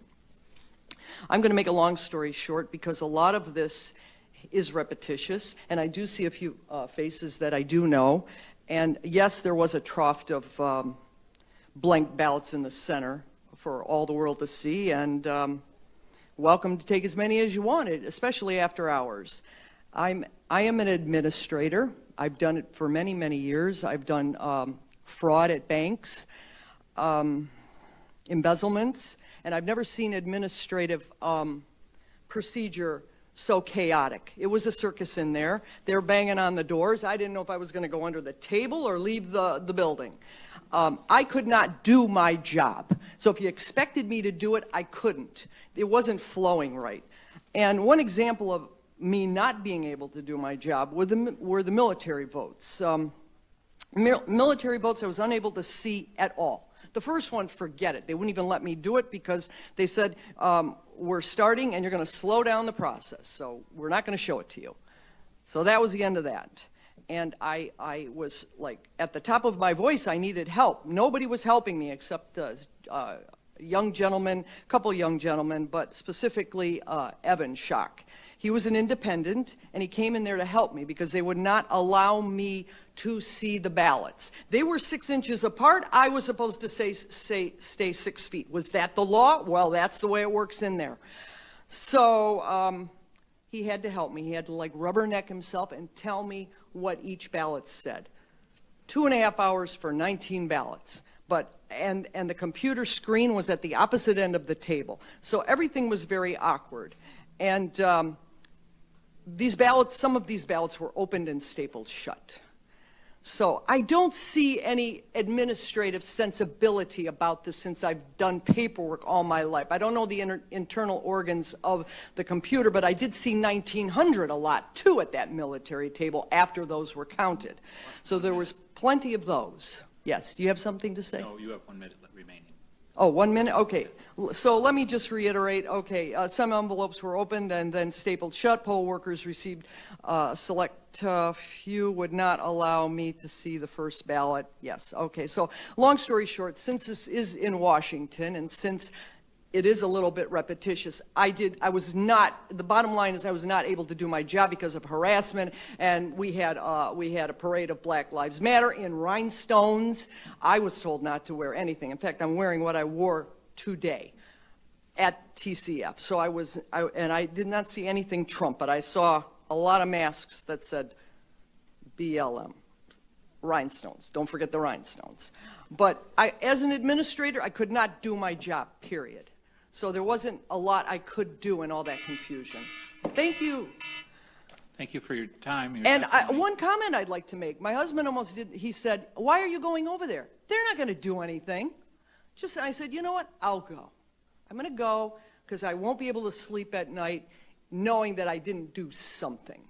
But I'd just like to say that. Do any members have questions? Really quickly, you Senator kept Tice? saying you couldn't do your job. What specifically was your title? I was a poll watcher. Okay, thank you. And I couldn't watch the ballots being counted. Okay, thank you. Any Were other you a challenger or a watcher? I was a watcher. Okay. I was a watcher. I watched everything, and I was told to be a watcher. I don't know a challenger. I guess I was a challenger, but I was trying to believe that I was a watcher. I was watching everything. I was watching. Okay. Okay. Well, I challenged, and I lost, and Evan had to help me. I mean, I was, I'm a pretty, I'm capable of taking care of myself, and I don't know why a young man has to help me and assist me in reading the ballots. This is ridiculous. It was all ridiculous. I would invalidate the whole room because that's how ridiculous it was. So that's all I have to say. I'm just, Thank you I'm for your just testimony. disappointed. Okay. Appreciate you coming. Thank you for having me. Next, I have Randy Bishop, followed by Lenore Couric, and then David, I think it says Clitby from White Lake, so I hope I pronounced that correctly. Mr. Bishop, it's nice to see you. Good to see you, Ed. Thank you, Mr. Chairman, Mr. McBroom, and fellow senators. I appreciate the opportunity to address you today. I'd like to do so by swearing myself in. I swear to tell the truth, the whole truth, and nothing but the truth, so help me God. Unfortunately, I was here on November the 19th at the joint session between the House and the Senate. And the three clerks that I saw give their personal opinions were not sworn in. And in my opinion, they did not give testimony. One of those clerks is my very own clerk, Cheryl Guy. I live in Antrim County. Bill Bailey's a personal friend of mine. and I'm very familiar with what's going on in Judge Elsenheimer's courtroom on Thursday. We have a problem. As I do my radio show every day, I talk and interact with people all over the state of Michigan through my website and the TuneIn app. The problem we have is that we, the people, don't have faith in what happened in our state. You've heard all the testimony here today. I totally concur. As a poll challenger for the first time in my life of 62 years. I drove down to the roof of TCF Center. I call it Cobo Hall. Patrick Kobeck approached me and said, you need to come see this. I own a radio station. I'm very familiar with the internet, Ethernet cables, routers, and modems. Every single tabulator in that long table was connected to a computer. That computer was connected to the internet via Ethernet cables. We tracked it down. Long extensions of Ethernet cables was piled up to hide what we got down on our knees and found, which was a high-speed commercial router. We saw it with our own eyes. Many people can verify this. Patrick Kobeck went to Christopher Thomas and Mr. Nathan and a Mr. Baxter, election officials in Detroit. We asked them, as I was witnessing the conversation, are those connected to the internet? No. You have to trust us. I'm willing to take a lie detector test. I know Mr. Kobeck will, and many others that you've heard from today. My question to you, will Chris Thomas, Mr. Nathan, and Mr. Baxter do the same? We want a full forensic audit in Wayne, Macomb, Oakland, Kent County, and Antrim County before you guys can certify this election, because it has not been truly certified based on the fraudulent activities that took place in this state. And before you vote, I wish somebody would reach out to leadership and tell them to please stop saying we haven't seen any evidence to overturn the election yet. We have. Please do not send any electors to the Electoral College on December 14th until those full forensic accountings are done in Wayne, Macomb, Oakland, Kent, and Antrim counties. Thank you. Thank you, Mr. Bishop. I will take your questions under oath. Thank you. And members of the audience, I just beg you again, please, to try to restrain yourself, because I still have a very big pile of cards, and I know a lot of you are waiting. So any questions from members? No. Thank you so much I for drove being all here. the way down here. I'd love to answer a question. Senator McDonald. Thank you, sir. Yes. Randy, at the end of the day, who are we ultimately going to find responsible? I don't want to make this political, Democrat, Republican. Who are we going to find responsible for this, in your mind, your opinion? One thing I think that would solve the problem, and I would really love to heal not only the nation, but especially the state, I would love to see candidate, former Vice President Joe Biden, Kamala Harris, Governor Gretchen Whitmer, Jocelyn Benson, to agree to our request. We won't accept Biden and Harris as our president and vice president until we're given proof that nothing was illegally done in this election. If you go through a forensic accounting of Wayne, Macomb, Oakland, Kent, and my Antrim County, show us the facts. We want to see the ballots. We want to see the poll books. We want to see the cables, the tabulators. We want to see it all. And if you prove to us, Mr. Biden, with all due respect, we'll accept you as our president. We will accept you as our senators and our state representatives to heal this state and to heal this country. I have not lived for 62 years with kids, grandkids, and great-grandkids to see this election stolen, which is what we believe. Prove us wrong. All you have to do is that auditing of the books, the ballots, in full disclosure with a Democrat, a Republican, an independent, Jocelyn Benson, Governor Whitmer, Mr. Biden in the room. If you do that, the truth will be shown and our land will be healed. But until you do it, we're not going to buy it. The Democrats say, hey, shut up. It's been certified. No, it hasn't. I don't believe Wayne County has truly been certified. With what Monica Palmer and William Hartman went through, they never certified Oakland County. How could the Board of Canvassers certify the state when you don't have all 83 counties certified? They said it was. No, it wasn't. There's laws on the books. I understand the election law. You're going to be held accountable that if you don't send electors or you send the Republican electors, you broke the law. No, I say you responded to a higher law. You responded and appealed to God, and you did the right thing in your own morals and your values and the principles for the people of this state and for our country. And if you don't, God help us. Any other questions? Thank you very much. Thank you, Mr. Chairman. Yep. Next, I have Lenore Couric, followed by David Clitby, and then Linda Sawyer. Is Lenore Couric here?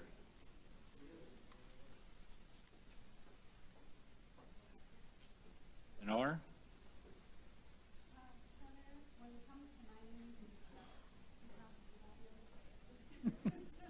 Is Lenore here? If she did submit written testimony, and we'll take that. Is David here?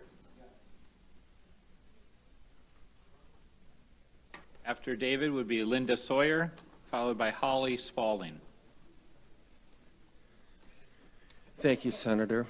It's David Clixby, by the way. It is an X. Yes, okay. It's an X. That was an option I considered. Please welcome, and you have 3 minutes. Thanks. My name is Dave Clixby. I'm from Oakland County. I was a poll challenger both in this last election as well as the August primaries. I'm just here today to tell you what I saw and request that you do something about what I view as a somewhat fraudulent election.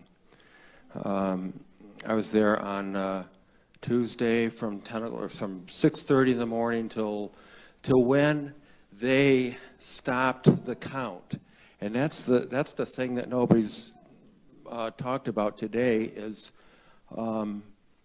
things are going very smoothly, and suddenly at 8 o'clock ish, the gentleman on the kiosk said, "Okay, that's it. You can go home. Stop counting."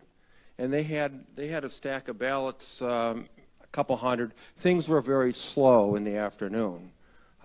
Things come in, you have some work, and then you don't have any work for hours. The poll workers did their job. They had to be sitting at their table more than the poll challengers, and then we could have more mobility than they could. But when everything stopped, it was like a sudden shock wave through the room, and people didn't, because they were scheduled from 6:30 in the morning till 10 at night. So suddenly they get to go home early, and that's pretty much what I thought. It's like, it's over. It's not fun doing what we were doing in Cobo Hall for 12 hours a day. But the point, the benchmark of the numbers, when Mr. Baxter, I'm not sure if it was Baxter, the head honcho on the kiosk said the total numbers of the ballots that we counted today up till now was 107,000 ballots. Everybody clapped. It was an acknowledgement of a job well done. 1 minute. So the point is, and then pretty much everybody left. My questioning is, what happened on the midnight shift? Because I came back in at 10:30 in the morning. I was called up and they wanted more help. And at 10:30 in the morning, when I walked into that room, it was like quiet. The dust had settled. It was just kind of a quiet, silent room that was just maybe waking up, but it was still pretty quiet and sleepy in there. So how is it that if they brought in 40,000 votes at 4 o'clock, that they would get all of them done by 10:30? It just doesn't, something about that doesn't make sense to me. And I don't trust that this election was fair and on the up and up. And what are you guys going to do about it? You know, I know you can hear it all, but if we're not going to take action on a definite fraud to the system, if you're just going to kick it down the road and worry about it tomorrow, and maybe this is something that we can correct the next time around,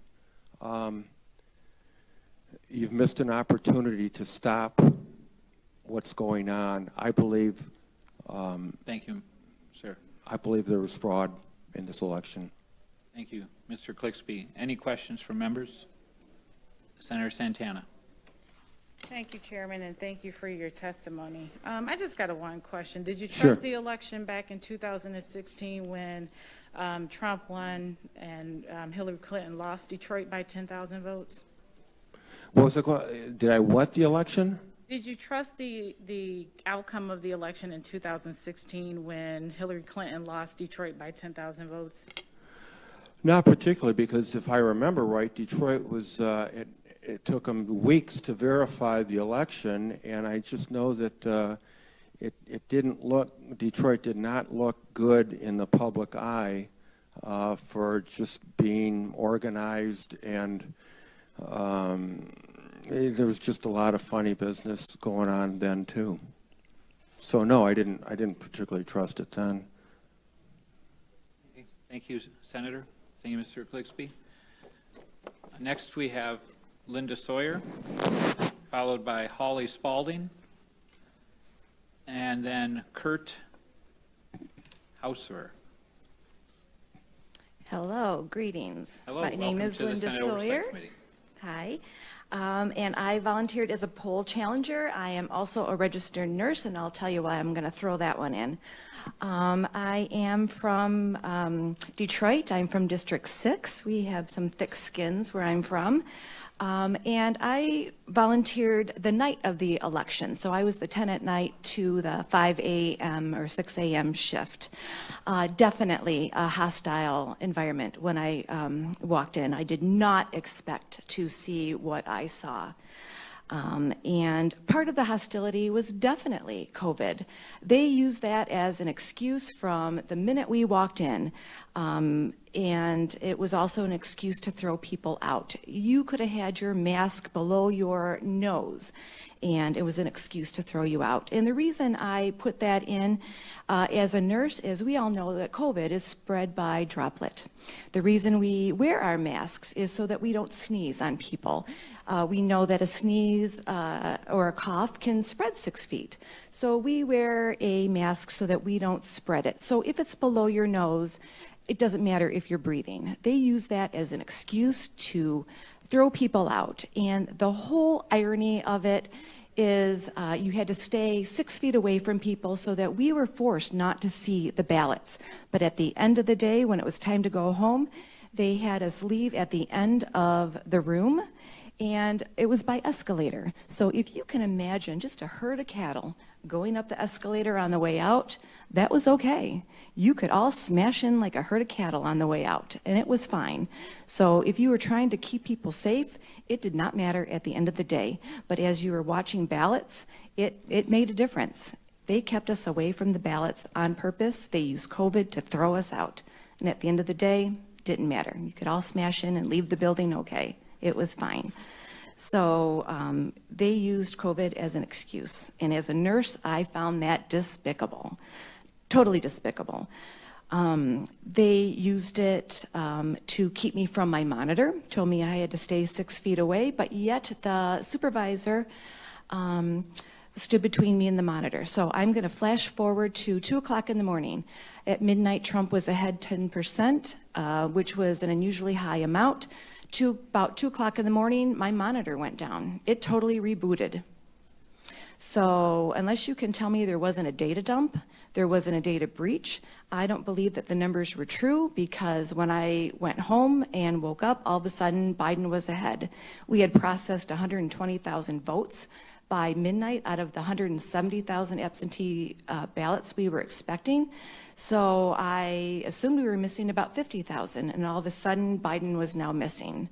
And Sidney Powell did discuss something about this in Rudy Giuliani's press conference, and I do believe I did witness that. And the voting had stopped in the middle of the night. So unless you were one of the few processing tables, you would not have seen this rebooting of the laptops. Thank you. Does anyone have any questions for Ms. Sawyer? Senator Tice. Sorry, there's a theme here. So when you were watching people get thrown out, did you know whether or not they were Republican or Democrat as they were getting booted out? It depends if they clapped or not. Anytime they clapped, you knew that was a Republican. And I had never heard of anyone that wasn't a Republican getting thrown out. That was my next question. So you're not aware of anybody that didn't have Republican credentials getting... No, but you could tell us. Our credentials were huge. Any other person just said election challenger in a very small tag, and we had bright yellow wristbands on. So you could tell who we were. We had obstructors too. So I've got more in my affidavit. I just didn't want to be redundant. So I did see election irregularities at my particular table, including non-processing of ballots. There was a certain process that the table went around. So I saw ballots not being processed, just taken out and put back in and stacked up. So they weren't even sent to the tabulator to be processed. This could have been hundreds of ballots. This could have been from a Trump precinct. And Artesia Bomber, who testified earlier, we were at that same table intermittently. She saw it was a Trump ballot. She testified that she saw it being put back in. In my affidavit, these were the tens of ballots that I saw being stacked back up and not tabulated. Thank you. Any other questions? No, seems to be all. Now, thank you. Okay, thanks. Ms. Holly Spalding. Following her would be Kurt Hausower, and after that, Timothy Parker. Hi. Welcome to the Senate Oversight Committee. You have 3 minutes. Thank you. I have 19 things in my affidavit, 19 items of things that I saw. I was at the TCF Center on the evening of November 3rd, election night, from 10 p.m. till 5 a.m. I was the observer for Precinct 29. Shout out to the ladies at Precinct 29. They were awesome. I gotta say, I did not experience the same kind of hostility that a lot of people did. I was able to talk to the workers before someone told them they weren't allowed to talk to me, and I wasn't allowed to talk to them. A lot of them, this was their first time ever doing this. There was one lady that was there for 30 years. She's been doing it. So I observed a spoiled ballot that came to the table that should have been stopped at the clerk's office. It was put in the problem bin correctly by the supervisor, but that should have never came. The next is they weren't following procedures. So the procedure was that the first person scanned the ballot, it would go to the next person would take out the ballot, read off the ballot number, and confirm that with the first person that scanned it in, and they were not doing that. I asked them why they weren't doing that, and they said they weren't doing that this year. So that's what they told me. I watched ballots that were had the wrong number, that didn't match, the inside ballot did not match the outside of the envelope number. So the second person was verifying it with herself. She wasn't verifying it with the first person. So she noticed that, she said that to the supervisor, that they didn't match. So what they would do is they took white Post-it tape, they put it on the outside of the envelope, and they wrote down the number of the inside ballot number on the outside of the envelope. I witnessed that at least 3 times. And once the girl realized what the process was, she stopped mentioning it. She just knew what to do. Then there was, I did notice the Democrats that came in. They came in 2 different groups throughout the evening. There was 2 groups, and they weren't there to watch the process. They were there to watch us. They were standing behind me. I was 6 feet away from the table. They were behind me. They weren't watching what was going on. And at one point, I had 2 girls with their phones up, like they were recording me. I offered them my notes. I said, this is what I've observed. This is what they're doing. They're doing everything, you know, they're catching these things. There were also, I observed torn, stained, any ballots that needed to be duplicated. They were not duplicated. The supervisor asked her supervisor, which is the people with the embroidered shirts, she asked them what they should do, and that supervisor told her to run them through the tabulator and only duplicate them if it was rejected. So anything that had a smudge, a stain, a tear, and I did witness a few of them. At some point, they stopped telling the supervisor that there was an issue with a ballot because they knew they were going to run it through anyway. Didn't matter. Thank you. So earlier in your testimony, you mentioned running the ballots through the machine and then tearing the numbers off. Were they tabulating them first and then removing the number? No. So the first person would scan it into the e-poll book, and then he would give it to the second person. The second person was supposed to take out the ballot because the first person never saw the ballot. Right. I'm sorry. I misunderstood. That's when you said scanned the ballot in. I assumed you were talking about putting it in the tabulator. I understand now what you're referencing. Thank you. Mm-hmm. Any other questions from members? Okay. Thank you very much for your testimony.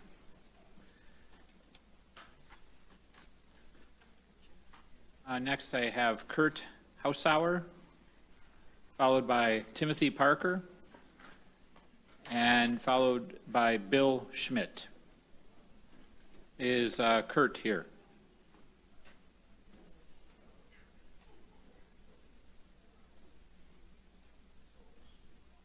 Kurt?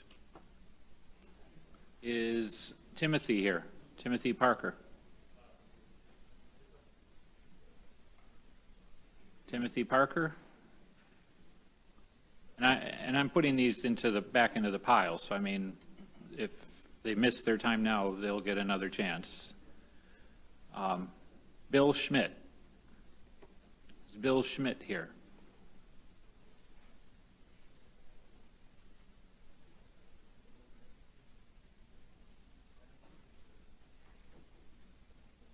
Robin Bozinski.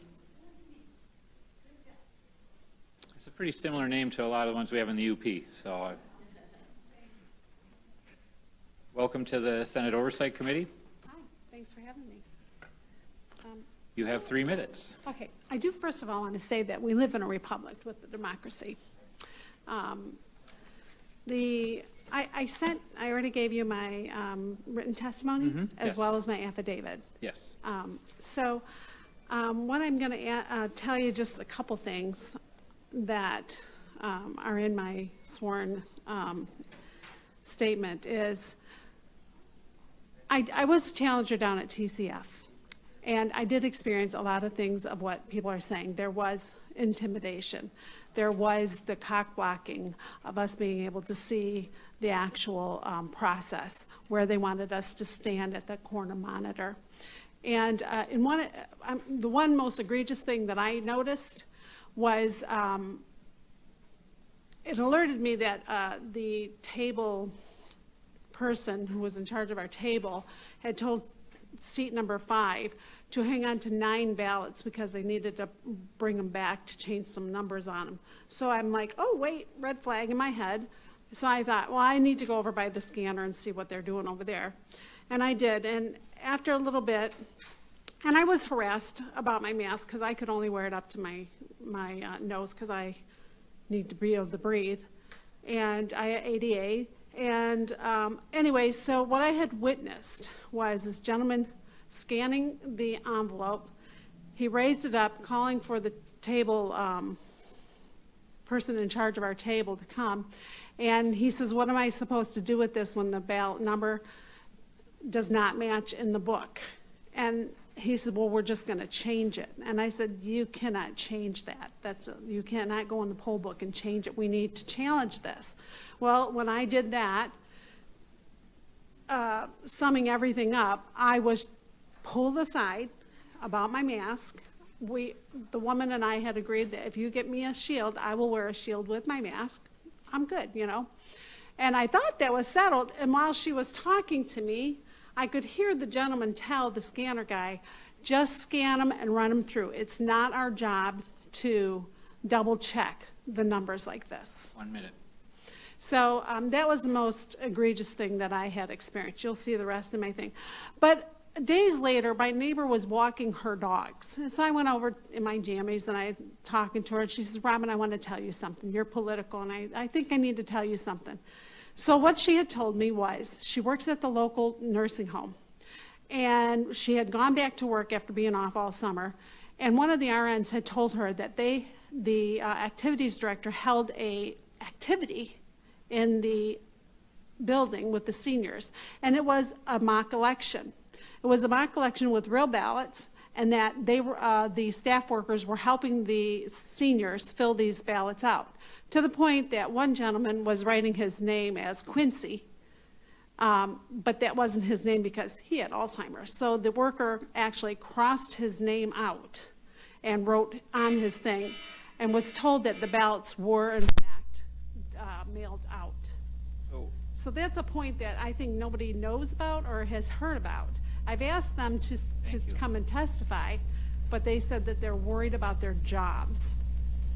And we'll need, if that issue is going to be looked into, we'll need something, your testimony would constitute hearsay. I actually have my stuff in writing, and I've given you all and I've given the facility's name, address, and all that information to you. Thank you. Mm-hmm. Any other members have questions? I do want to remind you, though, that your job is to thoroughly, whether you're Democrat or Republican, we have an ethical, moral, civic duty to make sure that this election is truly an legal process. And to me, it seemed like a lot of infringements and a lot of infractions, a lot of illegal behavior towards people trying to do their legal jobs were in fact violated. Thank you. Thank you very much for your testimony. I need to apologize for Senator Tice, who had to step out for another committee, and we'll come back as soon as she can. And so one thing I do want to tell you about. Senator Santana does too, so thank you. We'll keep rolling. What I want to tell you about is one of the envelopes that came through was the tab was tacked behind the envelope like this, and the ballot was showing like this, and I said, you can't process that. That is not a legal sealed envelope, and I got fought about that.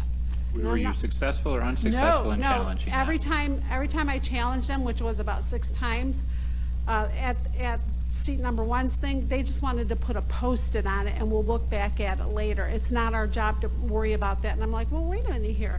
And then the gentleman was opening the envelopes, he hit the ballot. Now remember, we do not know if these are Democratic or Republican votes. We just know that we're looking at an envelope that is legal or legally sealed or not sealed. And whenever I tried to challenge it, he put a Post-it on, orange one. Okay, thank you. So, just to tell you. Thank you for having me. Next, we have a card for Bill Schmidt, followed by Matthew Shepard, followed by Maria Menzel-Brown. Mr. Schmidt, welcome to the Senate Oversight Committee, sir. Thank you, Senator Broom. You have all the senators. You have 3 minutes. My name is Bill Schmidt. I'm a registered voter here in the state, and I was at the TCF Center. There was a lot of confusion. You've heard a lot of testimony about the confusion. And I have to say probably a good part of that confusion is really at your doorstep. And by that being leading up to this election, we knew that there were going to be problems. And Ruth Johnson begged you guys to give the county clerks, city clerks, more time. You didn't. That's a huge chunk of this. Because anytime when there is confusion, there's always doubt. And that's what we're facing now. Likewise, there was a lot of ignorance in the room. Ignorance as to what constitutes a legitimate ballot.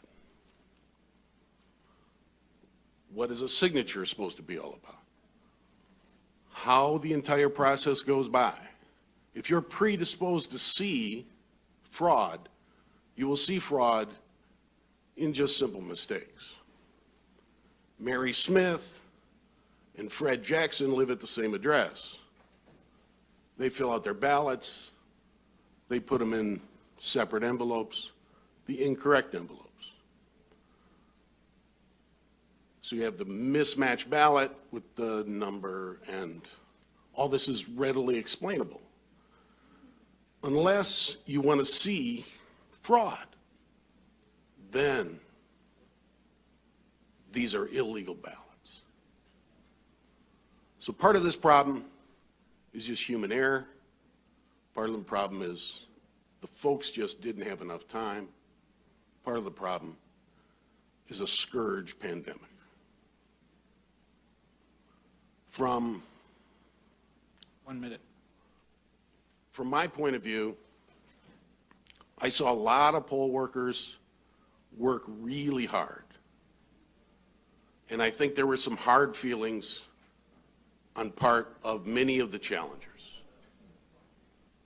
There was a lot of sharp elbows, and people's got their feelings hurt. And I think that's what we're seeing here today. Hurt feelings. That's it. Thank you, sir. You were in the room, I believe, a little while ago when we had a gentleman testify about how he was a poll worker and had received training, and in that training there was some instructions on making it difficult for poll challengers. Were you in the room for that part of the testimony? I was over in the... in another room? Yeah. Could you hear it? Or? Yeah, I did. Okay, so in his testimony, he said, there was these instructions during the training, there was a lawsuit, there was instructions to the Secretary of State to not do those things, and yet that message didn't seem to be delivered. Would you agree with that as being part of the confusion? I would say that again gets back to the fact that this was a rush process. Mm-hmm. Right. Which again gets back to how much time did you guys allow the clerks to do their job? Okay. Right? So, I mean, there's always a reason for a problem. So were you a poll challenger, a watcher, a worker? I don't remember, I'm sorry. I'm a lifelong Republican. Okay. Until this election. Okay. But did you have I just wondered if you had a title. You said you were at TCF. I was an election challenger, yeah. A challenger, okay. Yeah. So, yeah, what I saw it was disturbing. And I could see how people could be, you go in a very large room. It's really hot. I had a little thermometer with me to check my temperature through the course of the day. It was 85 degrees in there. It was really warm. There were too many people. People are shouting. People are yelling. There's the sharp elbows thing. You got folks that are upset with just having to be there. And because they're untrained, and there's that ignorance factor, right? Ignorance isn't the same as stupidity. It's just not knowing something. There's many things that you're ignorant about, probably heart surgery, right? How to fix a carburetor, brake lining, right? There's 1,000 and million things that we're just simply ignorant about. And there was a large Facebook and other social media come on down. We need you. So you got a lot of people who are just completely untrained, had never done it before, and they're told, look out for fraud. At every single rally the president had, he said this election was going to be filled with fraud. Tweets galore, same thing. This election is a fraud. Sir, were you working during the shift when the ballots came in late in the morning? I arrived at 5:55 on the 4th, the day after the election. 5:55 in the morning. And then I left at 10 o'clock at night. Okay. Was that Wednesday? So according to past testimony, that was the time of the most tension, is when you were there then? I was there all day. I was there for 16 hours. I was working another poll site on election day. Okay. So my day was, election day was busy. And then, so. Senator McDonald, did you have a question? No? Senator Irwin? No. Thank you very much for your testimony, sir. Appreciate Thanks for having me. Thanks for doing this. Next, I have Matthew Shepard, followed by Maria Menzel-Brown, and then Polly McNichol. Mr. Shepard? Good afternoon. Welcome to the Senate Close Oversight to this Committee. good afternoon evening. Not yet. A constituent of yours from Schoolcraft County ran for county sheriff up there, and he witnessed some issues of concern regarding the county clerk not allowing individuals to question polling and what have you. That testimony has been submitted to your clerk. I also submitted my testimony of my area, and I'll read it out just real quick. Election integrity is the utmost importance to preserving our freedom through what was written by our nation's framers in the Foundation of Liberty through one of the greatest documents ever written, the U.S. Constitution. On Monday, November 23rd, 2020, I attended a Stop the Steal U.S. rally in Lansing, Michigan. Liberals expect us to respect the vote, as one of their signs said, as certified by corrupt government officials. 2 Democrats and 2 Republicans on the board of canvassers, 3-0 certified with 1 abstention, declaring Biden successful in this election. They should respect the truth. The truth is Biden and his co-conspirators, i.e. Michigan's executive branch, corrupt politicians, Governor Whitmer, Attorney General Nessel, and Secretary of State Benson, definitely stole this election in 2020, and most likely in 2018 with Dominion ballot machines. I would also speculate the Democrats did the same in 2008 and 2012 for Obama's reign of destruction in America. Biden's supporters also had signs made up, quote, follow the law, and I responded to them, follow the Constitution, not unconstitutional mandates made by executive orders from tyrannical governors throughout this nation. Another sign said, BOC, do your job, which I responded, yes, the Board of Canvassers should do their job and verify the votes, not just certify the votes blindly. One minute. With all these signs, I imitated Speaker of the House Pelosi tearing up the Trump sign, or State of the Union address, by tearing up their ignorant signs. I found it rather peculiar whenever I visited another neighboring communities, absentee ballots for those who voting in person, for those who feared voting in person with all the fear-mongering in this nation, along with all of our active duty military personnel absentee ballots being handled behind closed doors by election polling workers. When I inquired as to why, I was told that was the way they decided to do things. Sadly, the GOP is allowed the past 2 elections to be stolen, and top Michigan legislature leaders, Speaker of the House Lee Chatfield, Senate Majority Leader Mike Shirkey, continue to pander to the tyrannical governance.